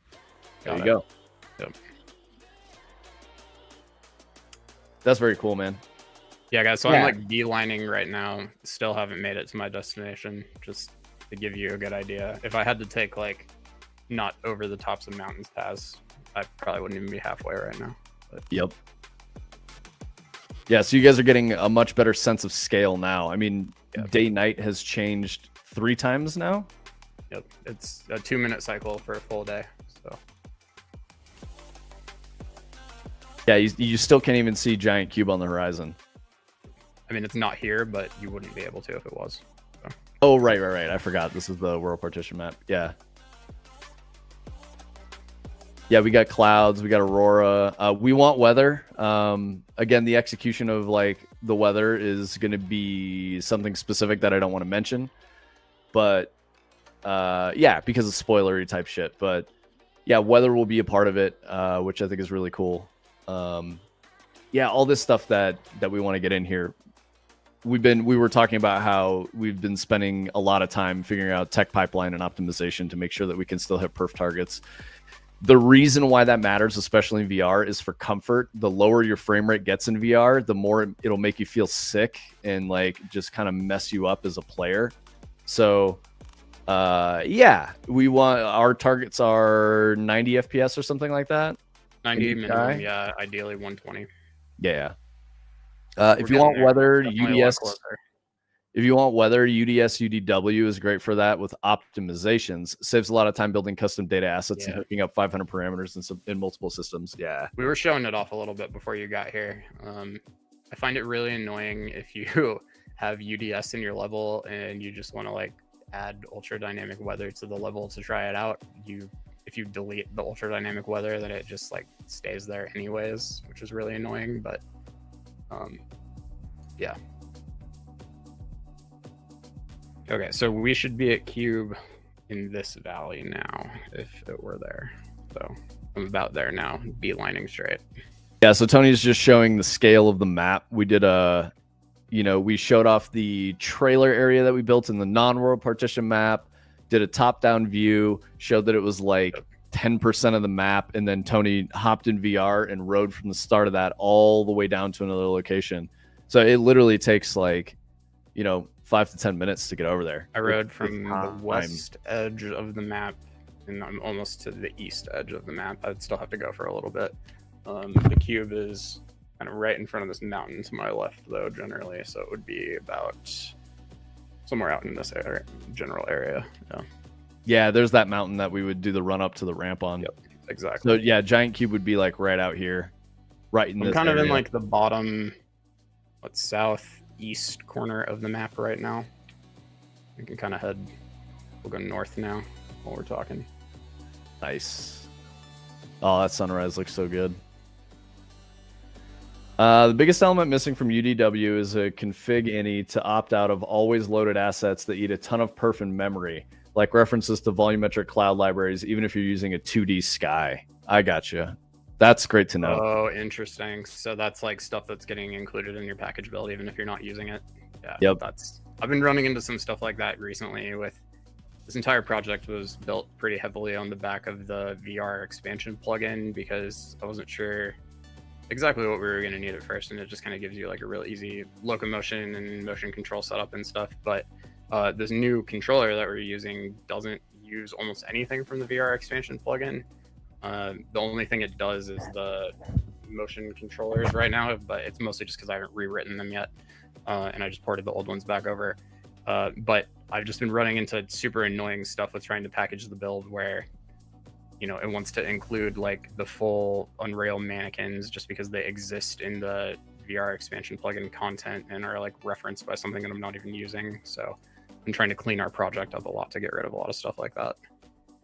Because it's making my packaging processes crash too. I was fighting with it for like a whole day the other day. Finally got it working. Nice.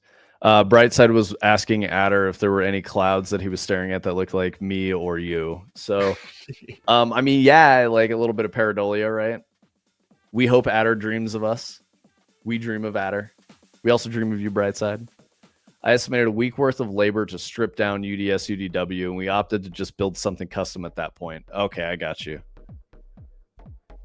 So it was like, take a week to do this or take a little bit longer to build your own thing.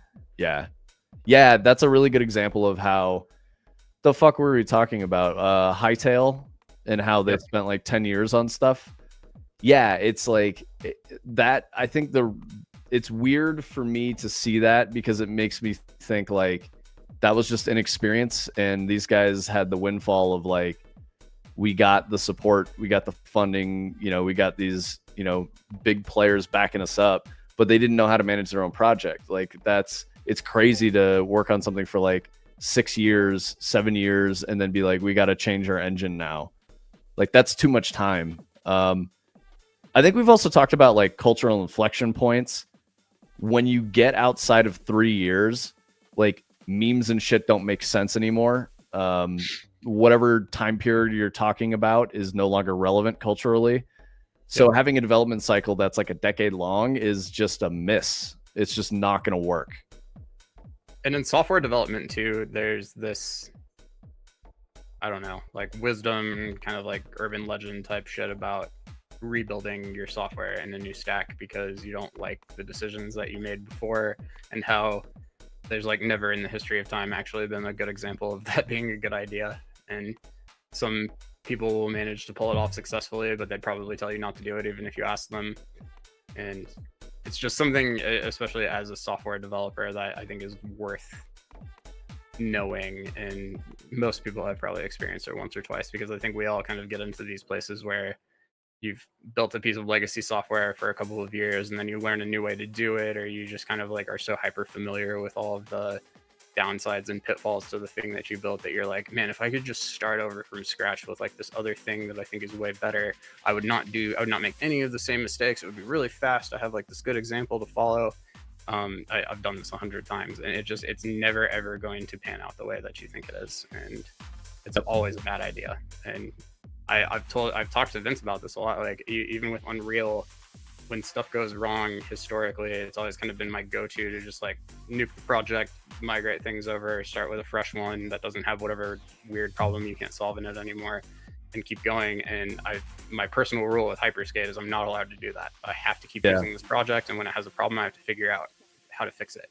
And sometimes it means that I need to go make another project. So like I built this ball thing in another project, but the rule is like it has to come back into the Hyperskate project at the end. So I know I'm kind of all over the place here, but that's just my like no rebuild rule kind of like in effect here, is like I'm not going to let myself do it because it's never a good idea, and it'll make this project take twice as long as it's already taken. So that's Adder was agreeing with you on that. He said 100% agree. Late stage refactors are always very tempting. And then he also said he could absolutely make us into clouds. He just needs a 3D scan of us, and he can put us into the into the volumetric cloud system. That's sick as fuck. Brightside said that's fire. I'm glad I didn't contribute to scope creep since the systems are already in play. Yeah, bro. And then Adder said, don't even worry, bro. I have art directors for that. Oh, man. The director fucking vision creep is real. As the guy, I feel it, and it hurts. But, you got to do it sometimes. All right, I'm just going to let this roll around. I got to pee. I'll be right back. Yeah, no worries, man. Yeah, how you doing today, Adder? Also, Brightside, I really like that you're here and interested in these conversations. I hope Slice and Dice is going well for you, and you're like, I hope you're getting it to the point you want it to get to. Did you flesh out your pet system and your day-night cycle and stuff like that? Do you know how you're doing those? You still kind of like vibing and just finding the statue of David in the block of marble, as it goes. This guy's on vacation and gets an email from Adder and says, we need a 7-foot-tall Viking with tattoos as a cloud. Yeah, exactly, dude. Yeah, but we all want to know how you're dealing with some of your tech issues, Brightside. Oh damn, I like that Tony's headset is like pointed perfectly at this like gorgeous sky as it's just cruising around. That's really good. Could we cover this building with a custom shaped cloud? Nice, dude.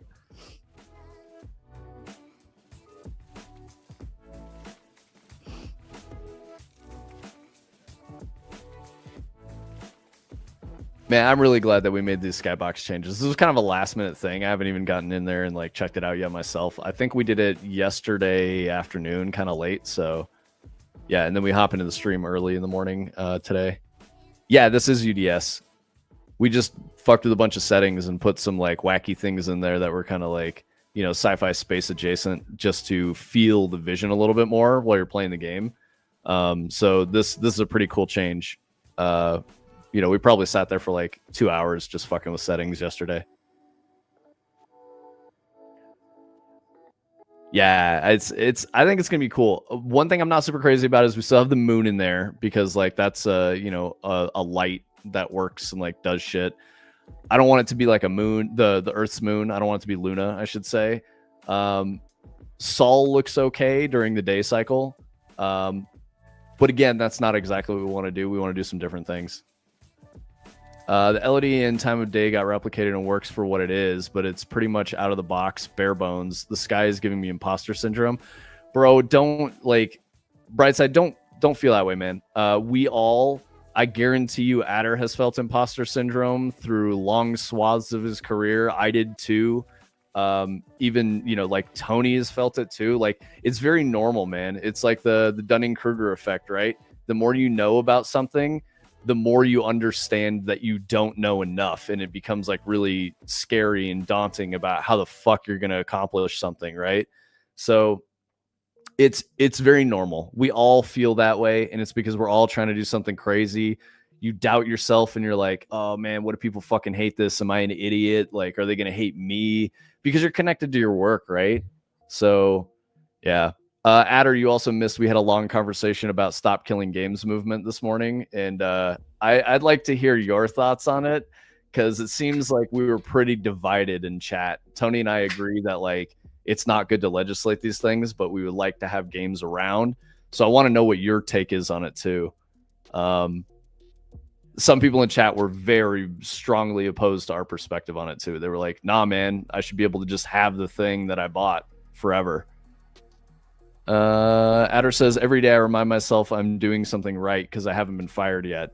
It's always about getting results as fast as possible than making it fit in the box. UDS is great for that. Yeah, exactly, dude. Yep. Yes.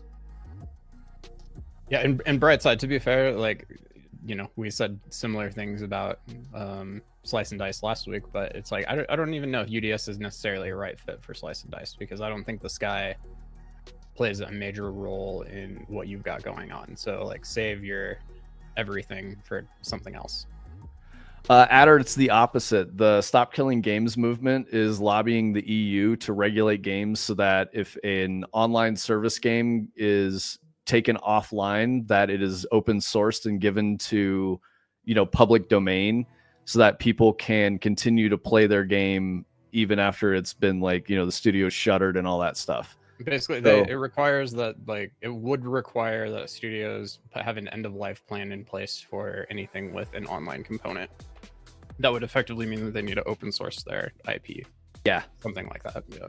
And so we were saying that the problem with that is people will just stop making games like that. It'll just end, and it's, you know, the movement isn't going to get what they think they're going to get out of it, which is like, I can play WoW Classic forever, even after Blizzard like kills the project and doesn't support it anymore. I can like spin up a community server and play that forever. The perspective we were coming from is like, that's not free, and you don't understand those costs. And you know, the argument was, well, the community will support it, and it's like, but that's not what you're saying. You're saying the developer will always have to support it and relinquish control of their own IP to make it open source, and that's very harmful to the industry. So it doesn't make any sense. Adder says, I firmly believe that there should be an offline mode. Open source online is way too messy. Yep, I agree with that. But anyone could do that today if they wanted to. Mod some shit. Yeah. I was saying that if you want WoW Classic like just as an arbitrary example, and Blizzard's not going to support it anymore, but you really want this game, go make that game, because that is the healthier way to go about it, right? Like, as a fan, if you're like, that's the path from being a games fan to a game developer. That's every single person who makes video games has basically taken that path. That's the way it works. So I understand that from a gamer's perspective, and as a fan, it seems easy to just be like, but just make it public. However, none of that shit is free, and it's there's costs up and down the chain. And it would just become a way that businesses say like, no, we're not making these anymore. So we'll get one very specific kind of game, and it'll limit the creativity of the industry. I think that's the thing that we were saying. WoW Classic was brought back through private mod servers from a hard-locked subservice core game, so it's possible if you put effort in. Yeah, exactly. Using WoW Classic, though, what happens when the OG developer decides that they want to release the game? Exactly. Yeah, that's the whole conversation we were having. That's why I'm firm on an offline mode and not open source online. I mean, yeah, I don't think that I could disagree with that. I think that's... But, okay, so how would you make that argument, though, around an MMO, right? Like, you would have to develop an entire version that could be played single player. So it just kind of, like, kills MMOs. Not that they're thriving right now. They're not. So, like, Blizzard wrote it off. People took it upon themselves, and Blizzard decides, actually, it's our IP, and we want it back. Yeah, that's pretty much what happened. I think Blizzard probably used it as a market test to prove, like, we should invest in, supporting WoW Classic and releasing it as a standard release, which means you also have to hit the community servers with cease and desist because you're trying to make money off of it. And it's likely they didn't do that until WoW Classic was like on the way, and they're like, okay, now we got to get rid of the competition. Like, I don't know. Yeah, Brightside, I think that's a really good point, and I wouldn't want to get to a place as an industry where you're forced to give up an IP. That sounds crazy to me. Like we were talking about Eric Prydz last week, right? Like, it's the same shit. You made a thing, you should be able to benefit from the thing you made. Otherwise, you're just killing art. Like, people are not going to make things anymore. The only shit you're going to get is coming from mega corporations, and you'll have the problem that you didn't want, just bigger and worse. Yeah, there's barely any incentive for art and already. So I don't think we should be getting rid of any that still exist. Adder, clarify what you mean. Saying outright killing gas games like Concord and Redfall should be illegal. What do you mean, like from the developer? Like if they go like... No, I think he's saying that like this law would prevent those games from ever being made. Yeah, I guess I don't know. That shouldn't be illegal to make that a law, I think, unless I'm misunderstanding. Yeah, that's why I was asking him for clarification, because we could interpret it like multiple ways. Developers saying that you can't play this game anymore because we shut down our servers. You're saying that should be illegal because, which I think is the core argument for the stop killing games movement. Yeah. So I think this is the interesting thing, because I'm coming from a design perspective. How do you make a game with an offline mode if it's like, classic WoW or EverQuest, where you need like, 52, 40 people to do raid content? Would you just be like, you can't do raid content, or would you just scale everything way down? Like, there's specific roles in those kinds of games, tank, healer, DPS. You just let them play solo. Raid content is just not playable anymore.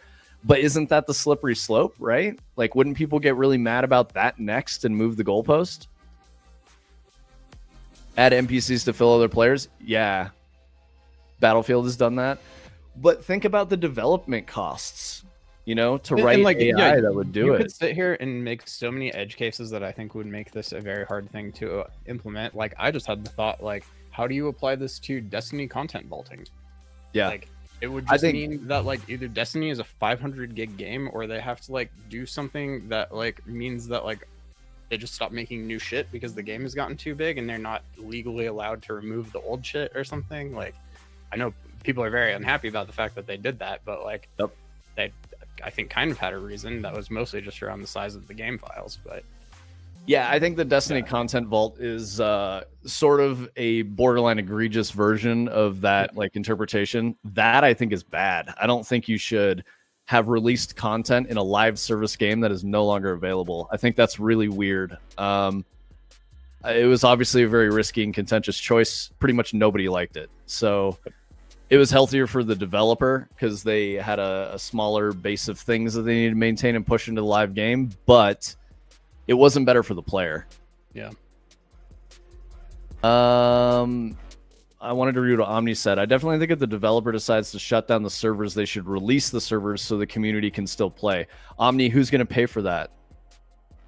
You might be saying like the code for the server so that you could like run one yourself, but that just goes back to my IP argument. That's the open source thing. Yeah. You know, it's like IP EA is not going to give you their auth code that is used in the crew or something so that you could spin up your own server. Like there's no way. It also opens up, so this is another thing that just came to me, that opens up a ton of room for cheaters to fucking cheat in That's game. What I'm saying. You'd just be giving everybody the code so that they know how the backend works and can manipulate it. Yeah. Yep. One of the reasons for persistent server backend authenticated games like this is cheating. It's like to make sure that people's client doesn't have the authority to change what's happening in the game. Only the server has the authority. And I realize like we're talking about it's a game that came out 15 years ago. You can't even play. Like we'll take a unofficial server over no server. I totally understand that argument, but it's a very likely that like them giving you that source code could help you cheat in like Apex or something. Yep. Because it's the same, backend. Let's see. Open source mandate is super messy for a lot of reasons. Just throwing in offline mode at online games solves a lot of legality issues. I agree with you on that. I get what I'm trying to. We didn't talk about offline mode at all until this conversation. I think that's a really important distinction that like does solve a lot of the problems. It's really interesting. Coming from the business perspective, I think it becomes cost prohibitive because then you're now designing a game like you have to create a single player and a multiplayer mode. Destiny obviously ran into these problems with scaling and group content versus solo content. It just happens that way, and it doesn't feel good. It hurts a part of the game design. So I like it, but I don't think we have. Okay, so I'm just gonna. You could play the game of like you made Night Rain, and they've kind of said Night Rain is supposed to be played with 3 players, and like to the point that they didn't even put a 2-player mode in, right? Yep. Like that makes sense to me. And then maybe you just kind of go like, rather than like I need to be this prolific game designer and I have to make sure that every situation in this game is going to be perfect, and I have to design a game that works both as a solo or as a trio. You just kind of go, this is a trio game, but we recognize that that is going to be a limitation that some people are unable to overcome. So there's bots, like to their point. And you just kind of go like, that's going to have to be good enough. Hopefully you have some friends to play with. We feel like, we at least accomplished the minimum bar here. But, if we put this into law and some people don't like that solution, like those are the types of things that'll be like forced to happen moving forward, I guess. And that's kind of what this argument always comes back to in my mind is like, let's not force people to do things. Yeah, totally. LFQ asked some good questions. Without knowing how all the stuff works behind the scenes, I don't see the need to give up the IP itself. You can still have sale of the game license, but not run servers for it. If the general public gets a server set up and has the opportunity to mod out any potential DRM, wouldn't that just give the people who want to play the game the chance to do so? So this is the issue, is that when you do that, you're basically giving up the IP. The IP is really weird. The law around what an idea is very, very fuzzy. A lot of it is just a strong argument or how much money you can throw at a legal team to win your case. So if you do give that up and you let players, spin up their own servers, they're fundamentally going to understand how the game is built in certain ways. Exactly. And then when they do that, you've given them the IP. Like that's there's a packet of data that is getting sent from a game client to a game server that says, this person has this much health, they just took this much damage, they have accomplished this score, whatever it is. And if you can reverse engineer those packets, you could just write a program to just say like, send this packet that makes me invincible, makes all of the other players die, makes my team win. Like there would be no way to open source this stuff without revealing all of that. You have to reveal those things for people to have the knowledge and wherewithal to run the systems themselves. You could give out a pre-compiled exe that people would have to reverse engineer, but at the end of the day, they would be able to without much difficulty, I would argue. Even the only reason that you can't do that in this current situation is when you're playing a game where you have to authenticate with a server. Nobody has that server code except for the developer, and it lives on the internet, and your game client connects to it, and people can reverse engineer everything that the game client is doing, but there's going to be a wall that they hit eventually where they can't exactly know what's happening on the other side. They can just kind of like send things and see what comes back. But that's also happening against an official server that is run by the developer, who has probably put a bunch of stuff in place to make sure that you can't interact with it in ways that they don't want you to in the first place. So just, we go down this rabbit hole forever and ever and ever and ever. And I think like it's always going to kind of end up in that same place of like, at a point, I think people would just say, we would rather protect our IP, so we're just not going to build that game at all. Yep, exactly. And Omni was saying, if the company isn't going to run it anymore, then who cares? Well, what you're saying is the company makes the decision to no longer own their IP if they're not going to run it anymore. However, like Brightside said, what if 10 years down the road they decide they want to do something with it again? Exactly. Like, they don't own it anymore. They can't do anything with it. But it also opens the door for someone else to now profit off of it and build a business based on something you made, which is not fair. That's IP theft, right? Like it's all this fuzzy, weird gray area. IP law sucks ass. That's why, like, NDAs tend to be pretty boilerplate, and it's like, don't fuck around because we don't want to get into a lawsuit. There's a couple of other things I wanted to get. Adder brought up a really interesting point that I thought was cool. I don't know how it would work with WoW, but I think it's a really good middle ground. So WoW and traditional MMOs are kind of an outlier, right? And I think that's where this whole debate comes in because it started with the crew. But Adder was saying, what if there was like a peer-to-peer LAN model so you could play that? I think that's pretty good. I don't know how you would do that for like a traditional MMO like WoW. But if you're looking at a game like The Crew, you could probably make that work, right? Something, or like Destiny, you could 100% do that. You could have like, if Destiny is shut down, you could have a peer-to-peer model, and then people could just still play Destiny with their homies over LAN. That makes a lot of sense to me. In a lot of cases, the games we're talking about have microtransactions and have like stuff that is associated with your user that they want to be able to verify that you actually own on the back end, on their side, under their control, instead of it being saved in, if there's a local save game file on your computer, it's very easy for you to go and edit that and just be like, make me level 100, give me all of the best gear in the game, give me the microtransaction items and stuff like that. If there's no back end verification of that. So that's why a lot of these systems are even built this way in the first place. And I only say that to say, like, you could have Destiny or something like that work in a P2P mode for the gameplay, but it's just in terms of like all of the stuff around it is kind of built that way. And I realized, like, why does that matter if the game has been shut down? And it probably doesn't, but it would require somebody to spend a lot of time changing the way that the game works so that that stuff wasn't required anymore. And that's a financial obligation that the developer doesn't want. So yeah, Adder, that's exactly what I was saying. Like, Destiny would actually work really well with this model. But to be fair, Destiny did use a hybrid P2P model. There were some server authoritative things, but it was not geolocated dedicated servers. It's just they had their own technology solution for it. But yeah, largely peer-to-peer was how it works. So there is a way for a game like Destiny to do that. If we're talking about like Guild Wars 2 or World of Warcraft or any of those traditional MMOs, that shit doesn't work as well because you need a server authoritative instance running the game. You need a dedicated server doing it. So it becomes, I think that's the argument that I'm trying to make, is that if you get to that point and that's like the law and how it works, people will just never make a traditional style MMO again. Not that we need them. They're not popular anymore and people are not playing that shit. But we're limiting like the types of things that people can make. I think that's where I want to say, like, just don't legislate it. Like, I understand the movement. It would be really cool if developers just kind of went that way, beforehand. So that's one of the things that we care about. Like, we don't want to do a live service ever. I really don't like live service games, but in keeping that in mind, like when Hyperskate comes out, Hyperskate will be your game to play as long as you want, as long as it's on a platform that can digitally distribute it to you, or you've downloaded a copy of the game and you can play the game on your own machine. Cool. Yep. I'm totally fine with that.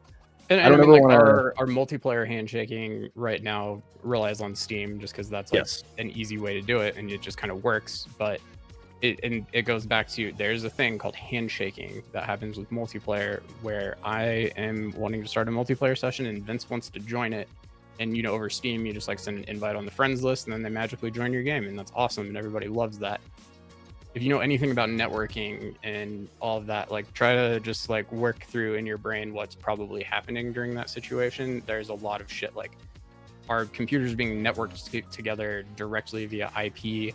There's no server, and it still works. There is a server that's facilitating that happening that Steam provides to us. If we wanted to make our own pure multiplayer system that would work regardless of your platform, now we have to have that server, and that's an ongoing cost for us forever. So it just goes straight back into the same conversation. But I want to talk about something that Adder's talking about too real quick, because I'm reminded of, we were watching the Team Vash scam the other day, and this is exactly the type of shit that she was talking about, where she was acting like the game server or something is like this magical thing. Like Adder said, the game server is a copy of the game that is running on a computer somewhere that doesn't have a player playing it. And yeah, it's configured a little bit differently. It has authority and the players don't and stuff. It's just another copy of the game. Yep. It's running somewhere. It's not like this like special thing. And especially if you're talking about Unreal, like you have these net mode things. If you ever test multiplayer, so you can go to this like ... thing, and you have number of players, and you have this net mode. And if I'm playing as standalone, what this is doing is it's starting up a server, and I'm also playing it at the same time. And so if you do P2P with Unreal, the first player is the server. They have authority, they're host, if you are more familiar with like that from like Halo 2 days or something. Yep. That's all that's happening here. And if you're setting up Amazon Game Lift or some third-party hosting service where you're going to have a server authoritative game where there is a server, you're just kind of like basically making this listen server version right here, which is breaking up what's happening here into two different things, where there's a client and there's a server, and the client is the players and the server is the thing that tracks the state and the score and makes everybody do everything and has the game mode in it. If you know anything about Unreal networking, like only the server has the game mode and only the server has the game state, and it gets replicated to the players and stuff. That's all that we're talking about here a lot of the time at the end of the day. Yeah. And I'm saying all of this to say that the difference between P2P and server authoritative is very small. And I think that's kind of what Adder was talking about too. Yeah. And so we're game developers here. As we're thinking about these things moving forward, just kind of like know that distinction and know that like, they're not too different from each other. And there's probably even a way where if you really prefer to create a listen server setup for some reason because your game needs it, that you wouldn't really need to change too many things to make it not work that way if you had to. And you might want to consider offering both or something. I don't know. So the other consideration is, and this just makes it a little more complicated, is when you're running a server in that way, you have to think about building your game so that it will still be performant on different hardware. So like, if my computer is worse than Tony's computer, I probably shouldn't ever host. Or if my internet connection is worse, I probably shouldn't ever host. So there's like a bunch of little things in there that if, this gets turned over to players and players like get this, through legislature or whatever, it's considerations game developers have to make. And it's highly likely that they would just do the literal bare legal minimum, and it would be an ass experience and no one would figure it out because it's not fucking open source. They can't go modify it. Like they have to break the law in order to get it to play the way they want it to play. Like this is an Ouroboros problem. And like, I understand the desire. I truly do. As a, consumer who loves games, I want to play some old games sometimes that I can never play again. But I think that's okay. So for me, I just choose to stop voting with my wallet to play games that are games as a service, because I have problems with games as a service that I don't like. There's some things that are really fun. There's some things that I really enjoy. I had these crazy moments in my life that you can't really explain. You had to be there. Like when I was playing, World of Warcraft, hardcore raiding and all that stuff. It's really cool. Those are memories. I will keep them, but I'm not going to try to get into that shit again. So like, I don't know. I think it becomes like personal preference type shit. Yep. Let's see. Yeah, Adder, you were talking about P2P. You hit us with a Lamau when Tony called out the scam, which was great. Yep. Yeah, Anime, you missed it. Tony was shooting, fucking shots at, I guess, what do you call that? Throwing shade, shooting shade. Fuck, dude, my metaphors are all minced right now. Offline mode plus LAN fixes our problems here. Yeah, I think it does for very specific kinds of games, but it sort of does not account for live service MMO models with huge amounts of players and all that. But I think that's okay. Like, maybe we don't need those games anymore until we figure out a new fucking way to do them, because I still think MMOs are an anachronism at this point. And I think you can focus more on like the gameplay side for this conversation too. Like, we talked a lot about Destiny and microtransactions and cheating and like all of this stuff, and all of that stuff is good reasons to have server authority. But you could probably make the argument too that it's like, well, if the gameplay side of things is mostly P2P, then someday when you want to turn the servers off, you just say like, you don't get to use microtransactions, or a lot of games will say everybody gets all the microtransactions. I've seen that happen lots of times. They just grant them to everybody, and I think that's a very easy flag for them to just like push in an update to the game before they turn the servers off that just says like, you don't need to phone home to the microtransaction servers anymore. Everybody has everything. And then the game can continue operating, and everybody just kind of gets to like look the way they want to if they want to keep playing it, and it's P2P, so it doesn't matter. That's a fine world, because they got to sell the microtransactions while the game was live and make money off of it, and then now that it doesn't matter, everybody can keep playing it. Yeah, and the funny thing is those microtransaction things that Tony's talking about are literally just like a player account flag for an entitlement. You just go, yep, they got it. So you just whisper of the one skin, one true, something like that. Yeah, like that's it. Adder, for what it's worth, LAN WoW. So like I've talked about how, I have a lot of friends and family in the military. One of my buddies during OIF3 was, out in Iraq, and he set up a private server for WoW so that soldiers could play on base. And I thought that was cool as fuck. Like, that's definitely cool. It took a lot of crazy shit for him to get it going, and it wasn't necessarily legal in some ways, right? What are you going to do? But like, I think that's neat. I think it's cool that there are ways for people to do it. I'm just arguing against like making it law that developers have to do this shit. Like that's where I say like it's too restrictive and it's going to cause problems.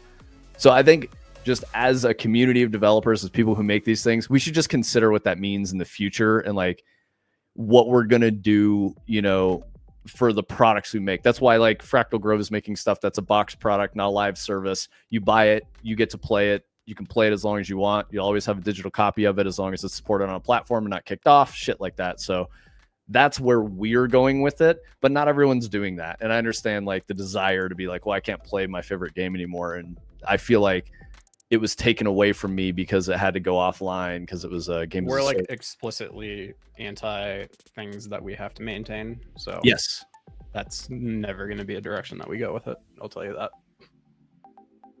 What's up, Dopeness? Warmane was one I was playing a while ago for WoW.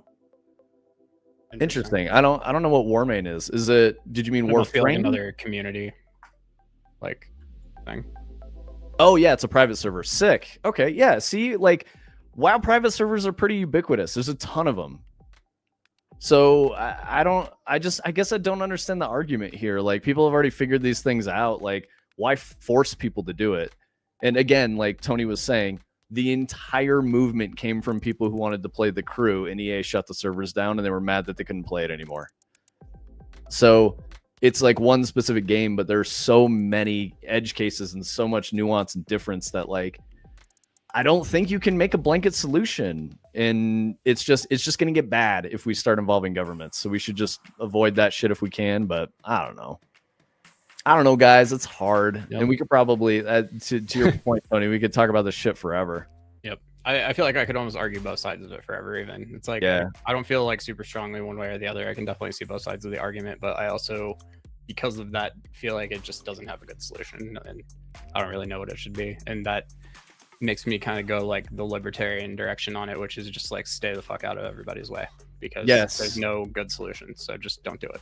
And That's exactly how I feel. You articulated it better than I have in fewer words. So I know we got to wrap up. I want to verbally ask Adder a question here. Adder, you don't have to respond in Twitch chat to this, but I lowered my landscape LODs and all of my mountains, and my like landscape silhouette looks like shit now, but the perf is better. And you kind of like get this type of thing happening where like the mountains are like growing as the vertexes are being added and stuff. Is there a way that I can make that stop happening and keep my perf the way that it is, or something that you can think of? Not nanite currently. That is something that I could maybe try. I don't know that I got nanite working right the last time I tried it, but it did feel like I like hit the checkbox and then I was like, my perf was really, really bad. Like the CPU use was through the roof. So I wasn't sure. I don't know. I need to probably try it again, but just, it's just landscape. And the only thing I really changed is the LOD distribution a little bit. So just real quick, we'll go in here and where are we at? Yeah, I mean, I dropped this to 1.5 from, I think it's like 2.5 or 3 normally. So that's making the, larger LODs more prevalent, which I do want. And this is all world partition landscape that's persistently loaded without HLODs currently. So, there's probably a scenario where like I HLOD that chunk and like this chunk or something, but not the whole thing. Maybe I don't really know. This is why I wanted to ask. So we can take it offline because we do need to get things wrapped up here, but I just wanted to ask you that because it was going to take way too long to type out, and I thought I would just show you while we were live today. And I don't necessarily really care about like the morphing too much because it only happens when I'm moving like 1,000 miles per hour in the editor like this, but it is a little noticeable. You can kind of see it just happening as I move around here. But the main thing that I'm just noticing, especially when I'm playing, is that, when you're down on the ground and you look up, you just see these like really harsh corners and straight lines and stuff that it used to look a lot better than that before I changed it. So my chunks are pretty small. Like the streaming proxies, you mean? Okay, yeah, I'll message you on Discord. I just wanted to show you because I thought it'd be easier. So we'll talk. All right, we'll wait for Vince to get back so we can say bye. But yeah, that's where we're at. We're gonna play Peak tomorrow. If you guys weren't here earlier and didn't catch us talking about that, that is a game that was made by Aggro Crab and published by Landfall. It's you play with your friends and try to climb a mountain or something, and it looks kind of fun and silly. So